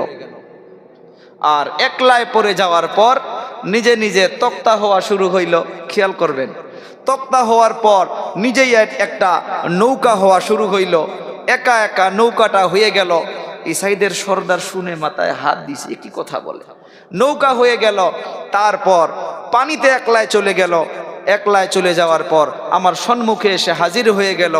আমি ওই নৌকাতে পা রাখলাম, কোনো মাঝি নাই, কেউ নাই, আমাকে নদী একলাই পার করে দিল।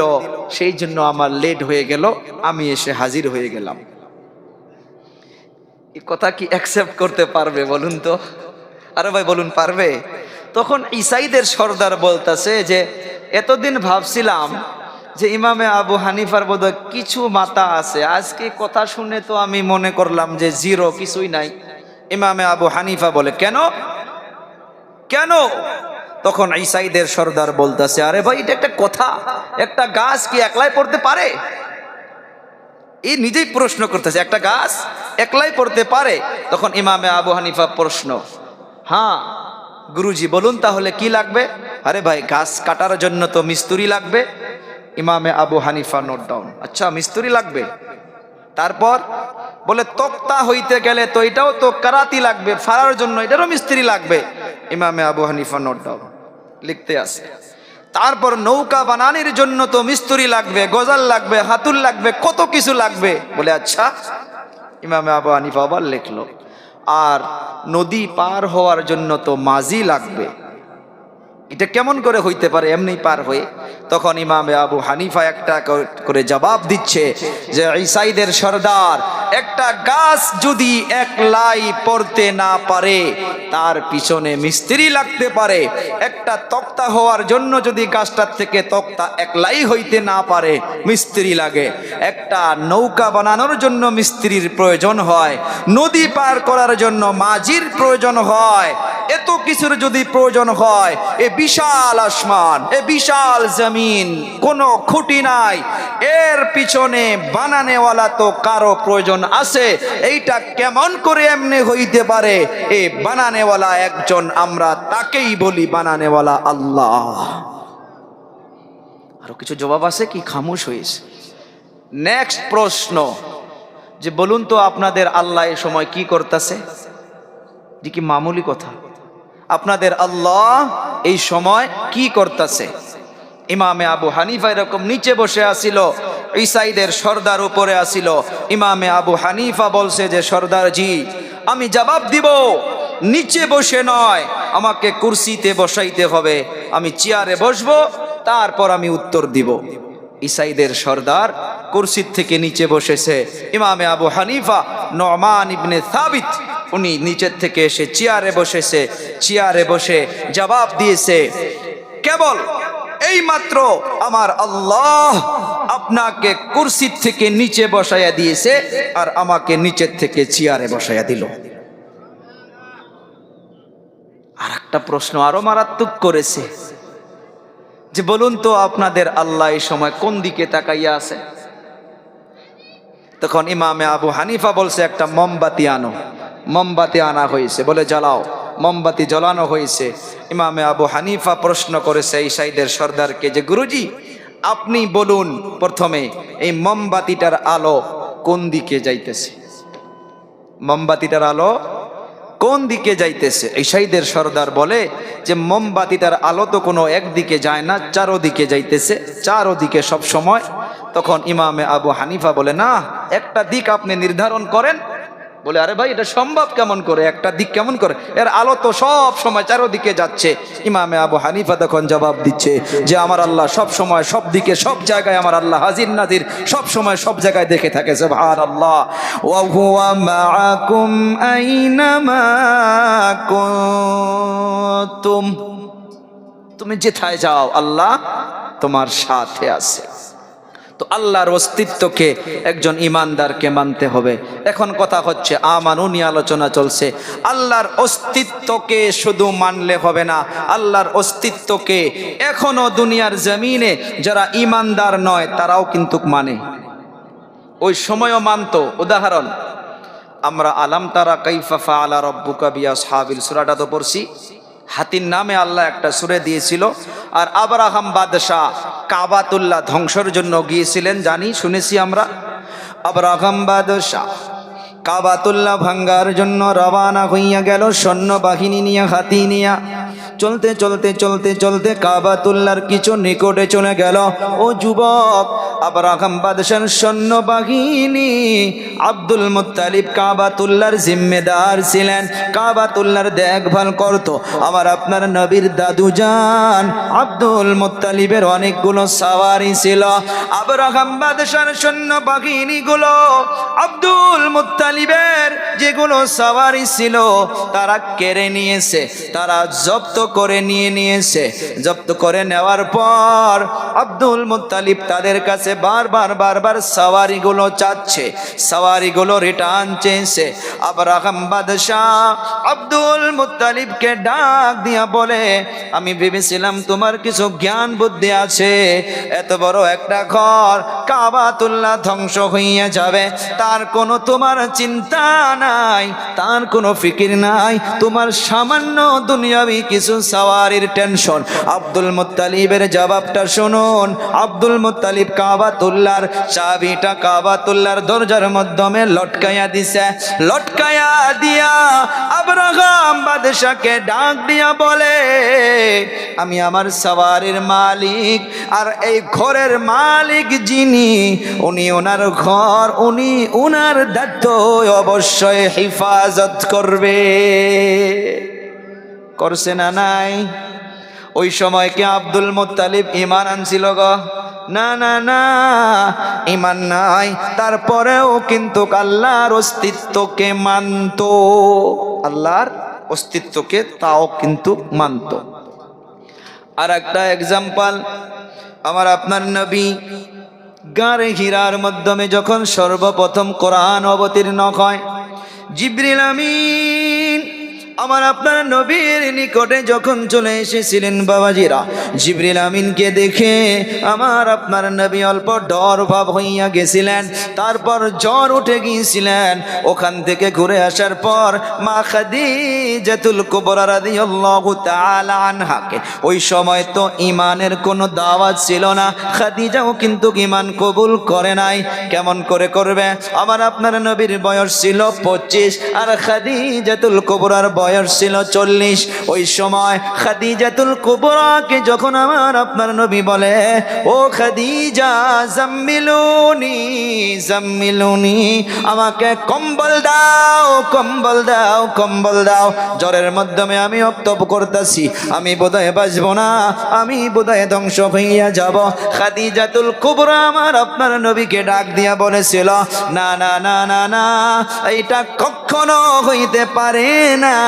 আপনি তো মানুষের সহায় করেন, আপনি তো এতিমকে দেখেন, আপনি তো পিপাসাকে পানি পান করান, আপনি তো মানুষের সঙ্গে দাঁড়াইয়া যান, আপনি তো মানুষকে সহায় সহযোগিতার হাত বাড়ান।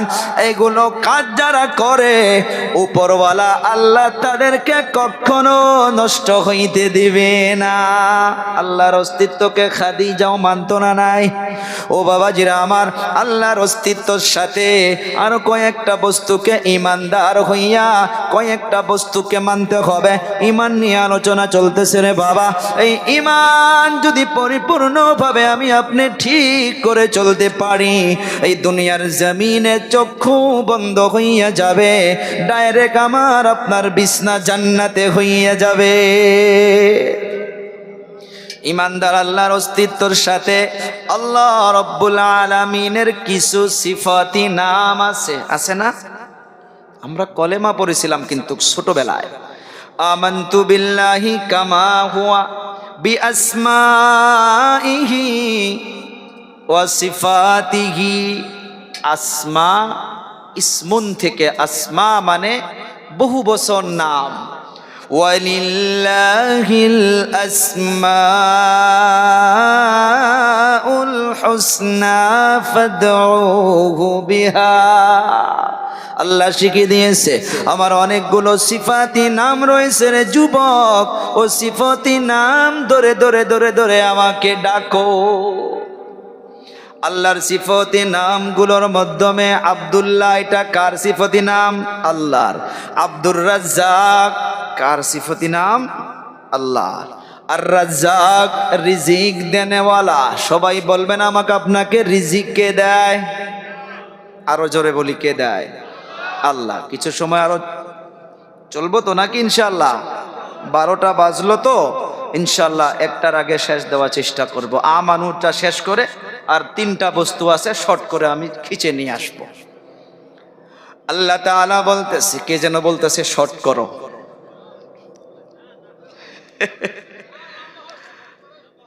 মাশাআল্লাহ, একটা তাকবীর দেয়, নারে তাকবীর। তার মানে কি জানেন? ওয়াজ 2টা বস্তুর দ্বারা হয়, সব জায়গায় বলি। নাম্বার 1 আল্লাহ পাকের রহমত, নাম্বার 2 শ্রোতাদের নেক নিয়ত। সুবহানাল্লাহ বলা যাবে না? আপনাদের নেক নিয়ত থাকলে এখানে যে বসুক না কেন আল্লাহ তার উপরে রহমত করবে, কিছু বলা তৌফিক দিবে। তো আল্লাহ পাকের সিফতি নামের ভিতরে একটা নাম আছে আর রাজ্জাক। মানুষের নাম রাখে না আব্দুর রাজ্জাক, একটা এখানে মাসলা জেরে রাখেন। নাম আছে আব্দুর রহমান, আপনি রহমান বলে ডাকবেন না। নাম আছে আব্দুর রহিম, আপনি রহিম বলে ডাকবেন না। নাম আছে আব্দুস সামাদ, আপনি সামাদ বলে ডাকবেন না। নাম আছে আব্দুস সাত্তার, আপনি সাত্তার কাকা করে ডাকবেন না। আর সাত্তার শব্দের মানা কি? এই যে এখন এটা দেখা যায় কি, স্পিকারটা দেখা যায় কি, লুকায়া গেছে। এটা আল্লাহ পাক কি করছে? আস-সাত্তার আল্লাহ পাকের সিফতি নাম। এই নামটা দিয়ে আমার আকসাদুলের গুনাহ আল্লাহ ঢেকে রাখছে। হয়তো আমার গুনাহ যদি ওপেন হয়ে থাকতো আপনারা জানতেন, আজ কি জানি আমাকে জলসায় ডাকতেন না। তো আল্লাহ পাকের এই সিফতি নামগুলো সেই জন্য বলছে যে আল্লাহর অস্তিত্বর পরে আল্লাহর সিফতি নামগুলোকেও একটা ইমানদার অ্যাকসেপ্ট করতে হবে, মানতে হবে। কেমন করে মানবো? উদাহরণ দিচ্ছি, যেমন আব্দুর রাজ্জাক। আর রাজ্জাক রিজিক দেনেওয়ালা, চিল্লাইয়া বলি কে? আল্লাহ। এখন যদি কেউ দোকান করে আর কাউকে যদি গিয়ে বলে যে যদি আমি আজকে দোকানটা না খুলতাম আমার বাড়িতে খাদ্য আসতো না, তাহলে কিন্তু রিজিক আমাকে কে দিল? না না না, যদি আমি দোকানের উদাহরণ দেই, এই কথা যদি বলি আমি আল্লাহর নাম ছাড়া, যে এই বছর আমি ক্ষেত না করলে আমার বছরটা পার হইতই না, আমাকে ক্ষেত দিল রুজি, আমাকে দোকান দিল রুজি, এ শিরকে খাফি, ছোট ছোট শিরক আমার আপনার কথায় কথায় হইতেছে। ইমানদারকে সতর্ক হইতে হবে। আল্লাহ পাক বলতেছে, ইন্নাল্লাহা লা ইয়াগফিরু আন ইউশরাকা বিহি ওয়া ইয়াগফিরু মা দুনা যালিকা লিমান ইয়াশা।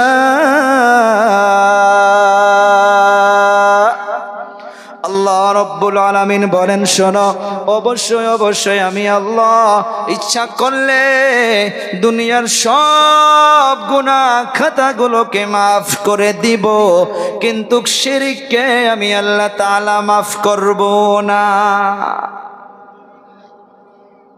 শিরক অনেক বড় একটা জুলম। ইন্নাশ শিরকা লাযুলমুন আযীম। আল্লাহ তাআলা বলেন শিরক অনেক বড় একটা জুলুম, অনেক বড় একটা অপরাধ। ও বাবাজিরা আমার, আল্লাহ পাক রিজিক দেনেওয়ালা। আল্লাহ পাক মায়ের পেটের ভিতরে থাকা অবস্থায় রিজিক দিয়েছে। দুনিয়াতে চলে আসার পরে আল্লাহ রিজিকের ব্যবস্থা করেছে। মায়ের কোলের মাধ্যমে থাকা অবস্থায় আল্লাহ মায়ের বুকের মাধ্যমে রিজিকের ব্যবস্থা করেছে। ও আমার বাবাজিরা, বন্ধুরা, দুনিয়ার জমিনে আসার পর পারা নাম্বার 12 পৃষ্ঠা নাম্বার 1 লাইন নাম্বার 1 এর মাধ্যমে আল্লাহ তাআলা ইরশাদ করেছে, ওয়া মা মিন দাব্বাতিন ফিল আরদি ইল্লা আলাল্লাহি রিজকুহা। সুবহানাল্লাহ বলি।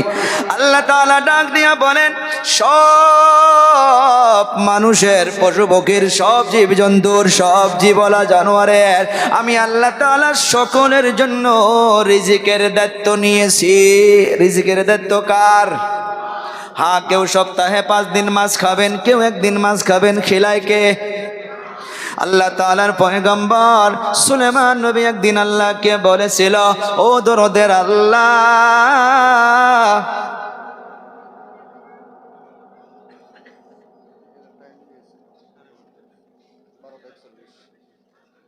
বারোটা 40 হয়েছে, আমি তো ঘড়ি দেখছি, ঘড়ি তো বরবাদ করব।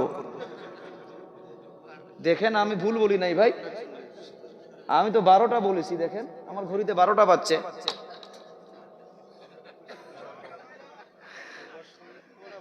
যাক, শর্ট করে আনবো ভাই। সুলাইমান আলাইহিস সালাতু ওয়াস সালাম আল্লাহকে ডাক দিয়া বলল, আমানু নিয়ে চলে আসে, তাতে শেষ আলোচনা। সুলেমান নবী আল্লাহকে বলতেছে, আল্লাহ একটা দিন আমাকে সময় দিন, আমি আপনার মখলুকদেরকে রিজিক খিলাবো, দাওয়াত খিলাবো, খানা খিলাবো। রিজিকের দায়িত্ব কার কাছে? আল্লাহর কাছে। আল্লাহ তাআলা সুলেমান নবীকে বলে, পারবা না, পারবা না, পারবা না, বারবার জিদ করে। ও আল্লাহ, একটা দিন নয়, একটা সন্ধ্যার জন্য কমসে কম আমাকে পারমিশন দিন। Only one time. আল্লাহ তাআলা জিদ সহ্য করতে না পেরে সুলেমান নবীকে বলল, ঠিক আছে খেলাও। আল্লাহ আর একটা পারমিশন, আমি 6 মাস পর্যন্ত খাদ্য জমা করব। খাদ্যকে হুকুম করে দিন খাদ্য যাতে নষ্ট না হয়। ক্ষমতা আল্লাহর আছে না নাই? আপনারা ভাববেন যে হুজুর এই সবজি রান্ধে রাখবো, সব কিছু জমা করে রাখবো, 6 মাস নষ্ট হয়ে যাবে না? যদি আল্লাহ ইচ্ছা করে বলুন তো নষ্ট হবে কি? ইব্রাহিম নবীকে আগুনে ফালাইছিল না? আগুন জ্বলাইছে কি? জ্বলাইতে পারছে? আল্লাহ তাআলা আগুনকে হুকুম করে দিয়েছিল, উল্লা ইয়া নারু কুনি বারদাও ওয়া সালামান আলা ইব্রাহিম। আগুন আমার ইব্রাহিমের জন্য বারদাও, ঠান্ডা হয়ে যা। আচ্ছা, শুধু ঠান্ডা হলেও কিন্তু মানুষ কষ্ট পায়। দেখবেন যাদের রুমে এসি আছে, রাত্রে যদি এসি ফুল পাওয়ার করে দিয়ে ঘুমায়া পড়ে, সকালবেলা দেখবেন তার নাক বুলক হয়ে যায়। গরম দিনেও ঠান্ডা বেশি হলে অসুবিধা আছে না নাই? আল্লাহ পাক আগুনকে কি বলছে? বারদাও ওয়া সালামান, এমন ঠান্ডা হ যাতে আমার ইব্রাহিম শান্তি পায়। সুবহানাল্লাহ। আগুন শান্তি মতো রাখছে না ইব্রাহিমকে? ইব্রাহিম নবী বলে, আমি যত আরামে ছিলাম ওই আগুনে থাকা অবস্থার আরাম আমি আর অন্য জায়গায় পাই নাই। ক্ষমতা কার? সুলেমান নবী আল্লাহকে এইটা আবদার জানাইলো, আল্লাহ গো এক সন্ধ্যা দাওয়াত খিলাবো, আমি 6 মাস পর্যন্ত খাদ্য জমা করব, খাদ্য যাতে নষ্ট না হয় অমুক পাহাড়ের মাধ্যমে জমা করব। আল্লাহ হুকুম দিয়া দিল। জিদ সহ্য করতে না পেরে 6 মাস যখন হইয়া গেল, দাওয়াতের ডেট ফিক্স হইয়া গেছে, দুপুরবেলা পার হইয়া যাইতেছে, পানির একটা বিশাল একটা মাছ আল্লাহকে নিজের ভাষায় বলে, ও আল্লাহ প্রত্যেক দিন 12টা বাজায় খানা দেন। মাছকে কে খিলায়? আরে ভাই জোরে বলি, মাছকে কে খিলায়? পিঁপড়াকে কে খিলায়? আল্লাহ রাত্রের অন্ধকারে, পাহাড়ের অন্ধকার জমিনে পিঁপড়া কয় কদমে চলে, আল্লাহর কাছে হিসাব আছে না নাই? আল্লাহ তাআলাকে ওই মাছ বলতেছে, আল্লাহ 12টা পার হইয়া গেল, দুপুরের খানা কই? এতদিন তো 1 সেকেন্ডও দেরি হয় নাই। আল্লাহ তাআলা মাছকে বলে, ও মাছ, আজকে সুলেমান দাওয়াত দিয়েছে, ওখানে যাও। মাছ চলে গেল সুলেমান পয়গম্বরের কাছে। সুলেমান নবী বলে, যাও ওখানে খানা রেডি আছে, খেয়ে নাও। একটা মখলুক শুধু মাছ বিসমিল্লাহ আল্লাহর নাম নিয়ে যখন মুখটা খুলেছে, 6 মাস পর্যন্ত যত খানা জমা করেছিল ওই পানির একটা বিশাল একটা মাছ, এই সব খানা তার পেটের মাধ্যমে চলে গেল। তারপরেও মুখটা খুলে বসে আছে, খানা দাও, খানা দাও। আর তো খানা নাই। সুলেমান নবী আল্লাহর কুদরতি কদমে সিজদায় পড়ে গেল। আর রাজ্জাক, একমাত্র রিজিক দেনেওয়ালা আপনি। আমি আপনার শুধু একটা মখলুককে, একজনকে শুধু আমি একটা সন্ধ্যা পেট ভরে খেলাইতে পারলাম না। রিজিক কে দেয়? আল্লাহ তাআলা দেয়। ও বাবাজিরা আমার, সেই জন্য শিরকে খাফি, ছোট ছোট শিরিকগুলো দোকান চালায়, খেত চলায়, চাকরি চলায়, না না না, আলহামদুলিল্লাহ আল্লাহর ইচ্ছায় দোকানের দ্বারা আল্লাহ আমাকে রিজিক দিতেছে, আল্লাহর নামটা অ্যাড করি তো গুনাহ হবে না। আলহামদুলিল্লাহ খেত করেছি, আল্লাহ তাআলা যদি ইচ্ছা করে আমাকে 40 মনের জায়গায় 50 মন দিতে পারে। আল্লাহ চাইলে পুরা বছরটা ভালো করে আল্লাহ পার করে দিবে। আল্লাহর নাম, আল্লাহর নাম। ও বাবাজিরা আমার আপনার দরদের নবী একদিন শুধু বলে ফেলছিল কালকে বলবো, আল্লাহর নাম নেয় নাই। আল্লাহ তাআলা নবীকে শিখায়া দিয়েছে, ওয়ালা তাকুলান্না লিশাইইন ইন্নী ফাইলু যালিকা গাদা। আল্লাহর নাম নেই যে কালকে বলবো, আল্লাহ ধরে ফেলছে যে না ইনশাআল্লাহ বলো, ইনশাআল্লাহ, আল্লাহ যদি চাহে। তো যা হোক, রিজিক দেনেওয়ালা আল্লাহ। একজন ইমানদারকে আল্লাহর অস্তিত্বকে মানতে হবে, আল্লাহর সিফতি নাম গুণগুলোকেও মানতে হবে। নাম্বার 3, আল্লাহর ক্ষমতাকে মানতে হবে। আল্লাহর ক্ষমতা বোধহয় কমজোর হয়ে গেছে নাকি আছে এখনো? আল্লাহ তাআলা ক্ষমতা দেখাইয়া দুনিয়ার জমিনে দেখাইয়া গিয়েছে। নমরুদ আল্লাহ পাক ক্ষমতা দেখাইছে না নাই?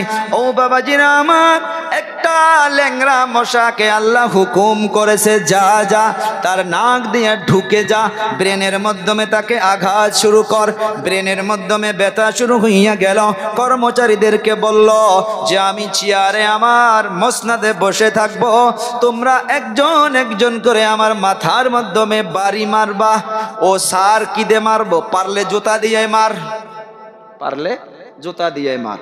সম্মানের চেয়ারে কিন্তু আল্লাহ বসাইয়া রাখছিল, সম্মানের চেয়ারে বসাইয়া রেখে দরদের আল্লাহ তাআলা কর্মচারীদের দ্বারা জুতার দ্বারা মাথায় পিটনা খিলাইছে। কর্মচারী বলে স্যার এত পিটনা দিতে পারবো না, বলে লাগলে 1000-এর জায়গা 5000 দরমা বাড়াইয়া দিব, আমার মাথা সহ্য হয় না, বারবার বড় বড় জুতা দিয়া মাথার মাধ্যমে বাড়ি মার। কর্মচারীর দ্বারা, সম্মানের পাত্রর দ্বারা পিটনা খেলাইছে না নাই? ক্ষমতা কার ছিল? চিল্লাইয়া বলি ক্ষমতা কার? আজকের তারিখেও আছে না নাই?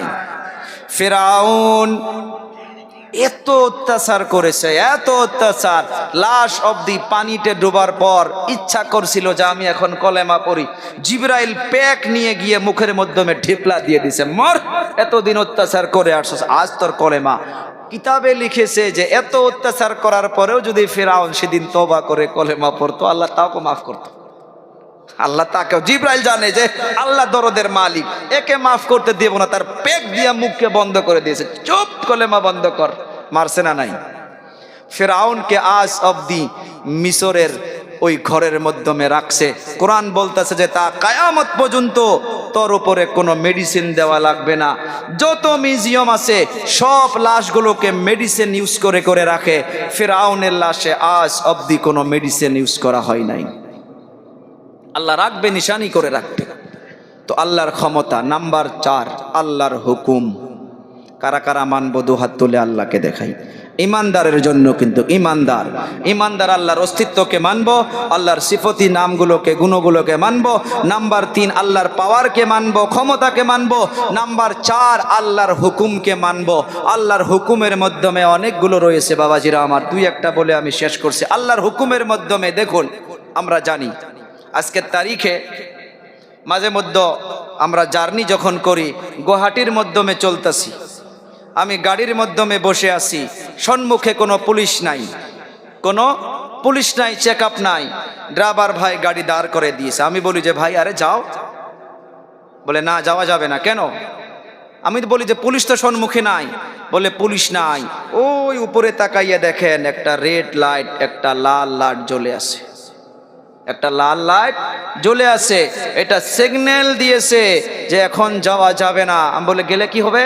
যদি পার হয়ে যাও, এ গাড়ির নেম প্লেট তোমার নামে এক্ষুনি ফাইনের মেসেজ এসে যাবে। কেউ তো নাই, সিসি ক্যামেরার দ্বারা সেটা রেকর্ড হয়ে যাবে। দুনিয়াতে মানুষ বানানো সিগন্যাল, মানুষ বানানো ফাইন, এইটাকে আমরা মানতাছি। আল্লাহ এতগুলো রেড সিগন্যাল দিয়েছে, আমরা এগুলো মানার জন্য প্রস্তুত হই না। আল্লাহ রব্বুল আলামিন দুনিয়ার জমিনে ইমানদারকে আল্লাহ তাআলা বিশাল একটা হুকুম করে গেল। ও বাবাজিরা আমার, মনোযোগরে শুনবা, অন্তরের কান দিয়ে শুনবা। এতগুলো আলোচনা শুনলাম, নামাজ পড়তে হয়, হুকুমটা কার? আরো জোরে বলতে হবে কার? রোজা রাখতে হয়, হুকুমটা কার? হজ করতে হয় সম্ভব থাকলে, টাকা পয়সা থাকলে হুকুমটা কার? যাকাত দিতে হয় টাকা পয়সা থাকলে হুকুমটা কার? সব কিছুই বুঝলাম। পারা নাম্বার 15 আল্লাহ পাক একটা বিশাল আর একটা হুকুম করে দিয়েছে। ওই হুকুমের পরে আলোচনা শেষ করে দিব বাবাজিরা আমার। পারা নাম্বার 15 সূরা বনী ইসরাইল। সে হুকুমটা কি হুকুম? আল্লাহ তাআলার আয়াতের দ্বারা শুনুন, যে আয়াতের ভিতরে আল্লাহ তাআলার একত্ববাদীর কথা বলেছে। আল্লাহ যে এক, ইবাদত হবে তো আল্লাহর, হুকুম মানা হবে তো আল্লাহর। ওই একই আয়াতের ভিতরে বাবাজিরা আমার আল্লাহ পাক আর একটা বিশাল একটা হুকুম করে দিলেন। দরদের আল্লাহ তাআলা সুন্দর করে বলতেছে, ওয়া ক্বাদা রাব্বুকা আল্লা তা'বুদু ইল্লা ইয়্যাহ। আয়াত এখনো শেষ হয় নাই। প্রথম নাম্বার হুকুম আল্লাহ বলে দিল যে তোমার রবের তরফ থেকে এইটা চূড়ান্ত ফয়সালা হয়ে গিয়েছে। চূড়ান্ত ফয়সালা কার পক্ষ থেকে হয়েছে? রব্বুকা, কাফ জমি কাফ, তোমার রবের তরফ হইতে এইটা চূড়ান্ত ফয়সালা হয়ে গিয়েছে। আল্লাহ তা'বুদু ইল্লা ইয়্যাহ। চিল্লাইয়া বলবেন ইবাদত হবে তো একমাত্র কার? ও যুবক আওয়াজ দিয়া জোরে করে বলে ইবাদত হবে কার? আল্লাহ তাআলার ইবাদতের পর, আল্লাহ পাকের একত্ববাদীর মানার পর একই আয়াতের ভিতরে আল্লাহ আর একটা হুকুম জানাইয়া দিল। দরকার পড়লে আমি যুবকদের পায়ে হাত দিয়া বলে যাব, রে বাবা, এই হুকুমটা আল্লাহর ইবাদতের পর, নামাজ পড়ার পর, রোজা রাখার পর, তার সাথে সাথে এই হুকুমটা যদি মানা না যায়, আমার নামাজ বিফলে চলে যাবে, আমার ইবাদত বিফলে চলে যাবে, আমার তাহাজ্জুদ নষ্ট হইয়া যাবে, আমার দান নষ্ট হইয়া যাবে, আমার সব কিছু বরবাদ হইয়া যাবে। সে হুকুমটা হইতেছে বাবাজিরা আমার, ওয়া বিল ওয়ালিদাইনি ইহসানা।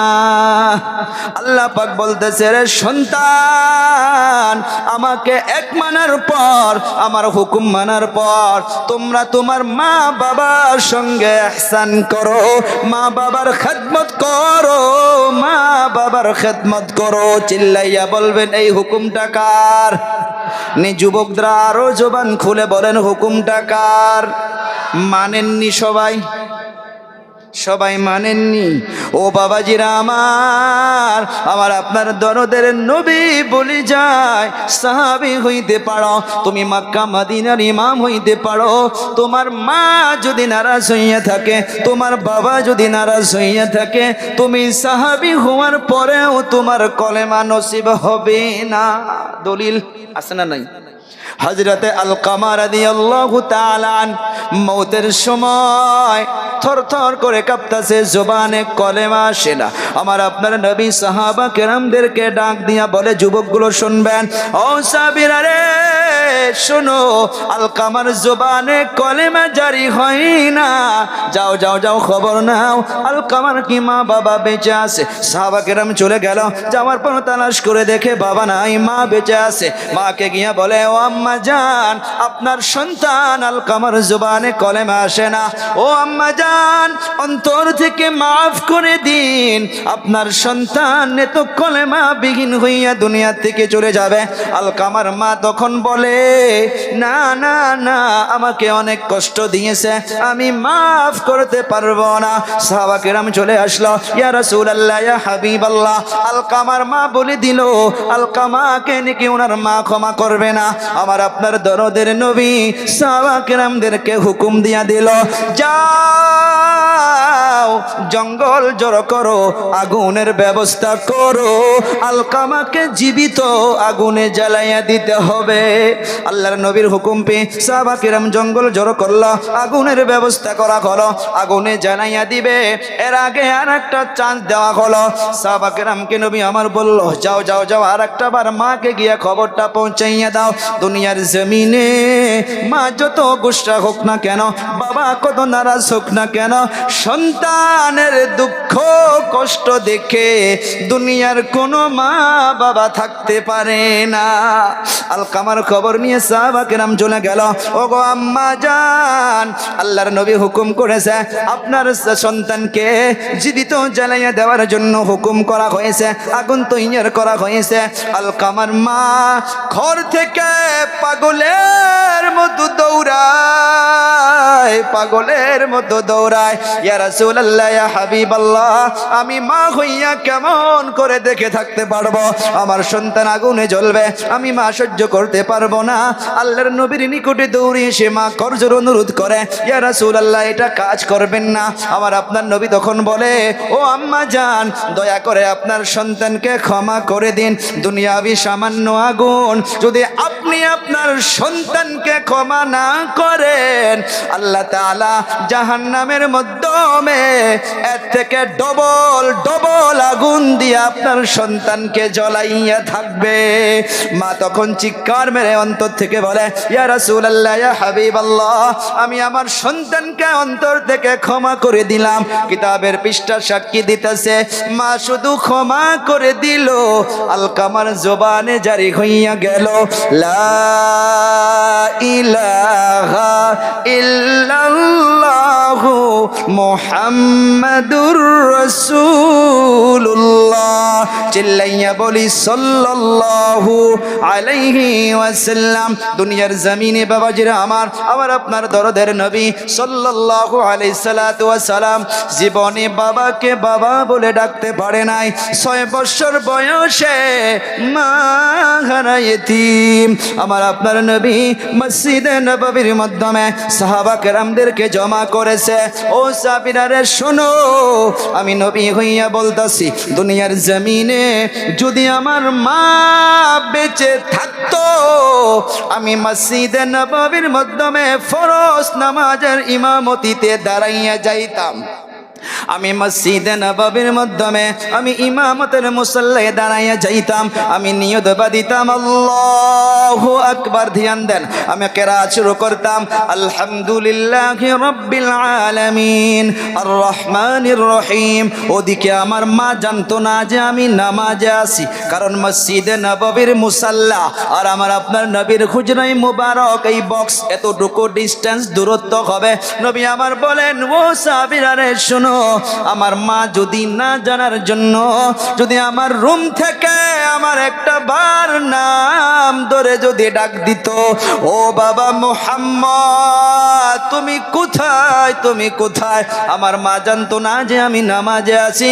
না জানার জন্য যদি ডাকটা দিত আর আমার কানের মাধ্যমে যদি আওয়াজটা চলে আসতো, ওরে সাহাবা কেরাম শোনো, আমি মায়ের ডাকটা শোনার পর আমি ফরজ নামাজের ইমামতিকে ভঙ্গ করে দিয়া, আমি নামাজকে বাদ দিয়া আমি আমার মায়ের খেদমতে হাজির হইয়া যাইতাম। নবী আমার এত বড় কথা কেন বললো, কেন বললো? সারা উম্মতকে মেসেজ দিয়া গিয়েছে, রে যুবক, একটা সময় আসবে তুমি পাবজির মাধ্যমে ব্যস্ত হইয়া থাকবা, তুমি উঠা উঠা মার মার লাগা লাগা বলে বলে থাকবা, তোমার মা ভাত বাহির করে নিয়া তোমাকে বারবার ডাকবে, বারবার ডাকবে। তুমি মাকে তো ওই সময় আওয়াজ দিয়া বলো, বেকার চিল্লায়, তোমরা খেয়ে নাও, আমার খানা টেবিলে রেখে দাও। ওরে সন্তান, মনে কর, মনে কর, একটা সময় তোর হাতে পাওয়ার ছিল না, তোর মুখে পাওয়ার ছিল না, ওই মা তোকে কোলে নিয়ে নিয়ে খিলাইয়া দিত, ওই মা রাত্রবেলা ঘুম জেগে জেগে তোকে দুধ পান করাইতো, ওই বাবা তোর জন্য কত কিছু করতো। আর আজকে বড় হয়ে যাওয়ার পর সন্তান কোনোদিন মা বাবার নজরে বড় হয় না, বড় হয় না, ওই ছোটবেলার মতো করিয়া থাকে। সেই জন্য দেখবেন মাঝে মাঝে মাগুলো, মাঝে মাঝে বাবাগুলো সন্তানদেরকে নিয়ে খানা খাইতে ইচ্ছা হয়, কিন্তু আমরা সন্তান হইয়া বুঝি না, বুঝি না রে বাবা। ওই সময় মায়ের দিলে কষ্ট পায়, বাবার দিলে কষ্ট পায়। সেই জন্য আমার আপনার নবী বলে গেল, আল্লাহর হুকুমের মাধ্যমে এইটা আছে রে ইমানদার, আমি নবী হইয়া বলে গেলাম, হুমা জান্নাতুকা ওয়া নারুকা নৌকা। ও আমার উম্মতের দল, তোমার মা বাবা তোমার জন্য জান্নাত, তোমার মা বাবা তোমার জন্য জাহান্নাম। সাহাবা কেরাম বুঝতে পারে নাই, কাইফা ইয়া রাসূলুল্লাহ, কেমন করে মা বাবা জান্নাত হইতে পারে, কেমন করে মা বাবা জাহান্নাম হইতে পারে? নবী আমার স্পষ্ট ভাবে দিয়া গেল, স্পষ্ট করণীয় দিয়া গেল। ওরে আমার উম্মত, তোমার দ্বারা যদি তোমার মায়ের দিল খুশি হয়, তোমার দ্বারা যদি তোমার বাবার দিল খুশি হয়, তোমার মায়ের দিল খুশি, তোমার বাবার দিল খুশি, আমার আল্লাহ রব্বুল আলামিন তোমার উপরে খুশি। সুবহানাল্লাহ। আর আল্লাহ যার উপরে খুশি হইয়া যাবে, ওই বান্দার জন্য আল্লাহর জান্নাত ওয়াজিব হইয়া যাবে। আবার বলল, রে সাহাবী, কেমন করে জাহান্নাম হইতে পারে? তোমার মা বাবা তোমার আচরণে কষ্ট পাবে, তোমার মা নারাজ হইয়া যাবে, তোমার বাবা নারাজ হইয়া যাবে। মা বাবা নারাজ তো আল্লাহ তাআলা নারাজ, আর আল্লাহ তাআলা যার উপরে নারাজ হইয়া যাবে, ওই সন্তানের জন্য আল্লাহর জাহান্নাম ওয়াজিব হইয়া যাবে। তো আমি বলতেছিলাম, ইমানদার আল্লাহর অস্তিত্বকে মানতে হবে, আল্লাহর সিফতগুলোকে মানতে হবে, নামগুলোকে, আল্লাহর পাওয়ারকে, ক্ষমতাকে মানতে হবে, আল্লাহর হুকুমকে মানতে হবে। ও বাবাজিরা, বন্ধুরা, অনেকগুলো আল্লাহর হুকুম আরও রয়েছিল। আর একটা আজ করে যাই, সমাজের মাধ্যমে আমার বোন ভাগ্নিদেরকে আল্লাহর হুকুমের মাধ্যমে পর্দায় রাখেন, পর্দায় রাখেন, পর্দায় রাখেন। সমাজ এমন হইয়া গেছে, দাদির বয়স হইয়া গেছে 60 বছর, নাতনির বয়স আছে 18 বছর। ওই দাদি বুরকা পরিধান করে নেয়, আর নাতনিকে একটা পাতলা উড়না গলায় দিয়া নেয়, রাস্তা দিয়া চলে। সমাজে আছে না নাই? দরকার ছিল, ও দাদিমা, আপনি যদি বুরকা নাও পরিধান করতেন, যদি আপনি এমনি কাপড় পরিধান করে উড়না নিতেন, তাও আপনাকে কেউ দেখতো না। আর এই নাতনিকে পর্দা করা জরুরি ছিল, আপনি এই নাতনিকে পর্দা করাইলেন না। মনে রাখবেন, একটা মহিলা, একটা বোন, একটা মেয়ে বা একটা ভাগ্নি, ও একলাই জাহান্নামে যাবে না, ও 4 জনকে নিয়ে জাহান্নামে চলে যাবে। তার ভিতরে মা বাবাও রয়েছে, বড় ভাইও শামিল রয়েছে। আল্লাহর হুকুম আছে না নাই পর্দা করা? ও আমার বাবাজিরা, বন্ধুরা, ইসলামে আমি আপনি জানি পর্দা করতে হয়। একটা হুজুর মানুষ যদি মহিলাদের নিকটে যায়, দেখবেন মাগুলো পর্দা করে স্যার হইয়া যায়। সব ভুল ধারণা, সব ভুল ধারণা। পর্দা শুধু আলিমের জন্য নয়, পর্দা শুধু মসজিদের ইমামের জন্য নয়, পর্দা আপনার বড় ছেলের সঙ্গে আপনাকে মা হইয়াও পর্দা করতে হবে। সাহাবা কেরাম বলছিল, নবী যখন বলে পর্দা করবা, আল্লাহর নবী বলল, ইয়া রাসূলুল্লাহ, আমি আমার মায়ের রুমে প্রবেশ করতেও কি মাকে আওয়াজ দিতে হবে, সালাম দিতে হবে? আল্লাহর নবী বলল, রে সাহাবী, তুমি জবাব দাও, তুমি কি চাওনি কি তুমি তোমার মাকে খারাপ অবস্থায় দেখতে? বলে, না, কখনোই না। তাহলে কেন তুমি আওয়াজ দিবা না? কেন তুমি পর্দার সহিত তুমি তোমার মায়ের নিকটে যাবা না? কি হয়েছে সমাজ? আমি বললাম যে কত হুকুম বলবো ভাই, আল্লাহর হুকুম একটা একটা একটা একটা মানবো। যেগুলো আমার আপনার জানা আছে সেগুলো মানবো, আরো জানার জন্য চেষ্টা করব ইনশাআল্লাহ। বলি, আরো জোরে বলি ইনশাআল্লাহ। ইল্লাল্লাযীনা আমানু। বাস অ্যাক্সিডেন্ট হইয়া সব মারা যায় নাই, 4 জন মানুষ জীবিত আছে। মনে আছে উদাহরণটা? ওই যে শুরুর কথা, স্যার, ইন্নাল ইনসানা লাফি খুস। অবশ্যই সব মানুষ জাহান্নামের রাস্তায়, লেকিন 4 শ্রেণীর মানুষ নয়। তার ভিতরে 1 নাম্বার, বলি 1 নাম্বার কে? ইয়া আল্লাহ, সব আলোচনা না পচা যাবো যদি বুঝে না পায়। 1 নাম্বারে কে আছে ভাই? বাস আওয়াজ দিয়ে বলো। 1 নাম্বারে ইমানদার। 2 নাম্বার তো শুনি নাই। ইল্লাল্লাযীনা আমানু ওয়া আমিলুস সলিহাত। ঈমান এনেছি, ঈমানের সাথে নেক আমল করতে হবে, ভালো ভালো কাজ করতে হবে। তো ঈমানি পাওয়ার বাড়াইয়া দিবে কে? শুধু নিজেই নেক আমল করলে চলবে না। ওয়াতাওয়াসাউ বিল হক। 3 নাম্বার মনে রাখবেন। 1 নাম্বার ইমানদার, জাহান্নামের রাস্তায় নয়। 2 নাম্বার যারা নেক আমল করে তারাও জাহান্নামের রাস্তায় নয়, কিন্তু বলা হচ্ছে যে নিজেই নেক আমল করলে শুধু চলবে না, ওয়া তাওয়াসাউ বিল হক, আপনি আপনার সাথীকে, ভাইকে, বন্ধুকে আপনি রাস্তা দিয়ে মসজিদে আসতেছেন, আপনি হকের পথে ডাকেন। কেউ তাস খেলতেছে, আপনি তাদের নিকটে গিয়ে বসিয়া তাদেরকে আপনি মাথা বোলান, চকলেট খিলান, তাদেরকে বুঝান, তাদেরকে হকের পথে ডাকেন। ওই সময় যদি কেউ আপনাকে ধমক মারে, নবীকে পাথর মেরেছিল, নবীকে নাই অন্যায় বলেছিল, আমাকে আপনাকে কেউ পাথর মারবে না, কিন্তু মারবে কি? আল্লাহ পাক বলছে যে 4 নাম্বার, যখন তুমি হকের পথে ডাকবা, তোমাকে মানুষ আঘাত দিতে পারে, কষ্ট দিতে পারে, আমি আল্লাহ তোমাকে শিখাইয়া দিলাম ওয়া তাওয়াসাউ বিস সবর, ওয়া তাওয়াসাউ বিস সবর। যখন তুমি হকের পথে ডাকবা, মানুষ যখন তোমাকে খারাপভাবে রিপ্লাই দিবে, তখন তুমি এই রিপ্লাইটা তুমি তাদেরকে খারাপ করে না দিয়ে তুমি ধৈর্য ধরবা, তুমি সবর করবা। যেমন করে আমার আপনার নবীকে উহুদের ময়দানে, ওই উহুদ পাহাড়ের মাধ্যমে জায়গাটা আমি দেখেছি, যে জায়গার মাধ্যমে আল্লাহ আমার আপনার নবীকে বসাইয়া রাখছিলেন, তন্দন মুবারক শহীদ হয়ে রক্তাক্ত অবস্থায় ছিলেন। সাহাবা কিরাম বলছে, ইয়া রাসূলুল্লাহ, যারা পাথর মেরেছে আপনাকে, এদের জন্য বদদুয়া করুন। আল্লাহ নবী হাত উঠাইছে, সাহাবা কিরাম বলে যে এখন এরা শেষ, কিন্তু আল্লাহ নবীর জুমলা শোনেন। আল্লাহ নবী বলছিল, আল্লাহুম্মা গফিরলি কওমি ফা ইন্নাহুম লা ইয়ালামুন, আল্লাহ আমার কওমকে আপনি মাফ করে দিন, যিনারা আমাকে পাথর মেরেছে এদেরকে মাফ করে দিন, এরা আমাকে চিনতে পারে নাই। বদদুয়া দিছে কি? গোসা করছে কি? ধৈর্য ধরছে, তারপর তাদের জন্য আরো দোয়াও করছে। তো এই 4 শ্রেণীর মানুষ কখনো জাহান্নামে যাবে না। চিল্লাইয়া সুবহানাল্লাহ বলি। এই 4 শ্রেণীর মাধ্যমে যাতে আমরা সকলেই আমল করে এই 4 শ্রেণীর মানুষের মাধ্যমে যাতে আমরা পড়ে থাকতে পারি।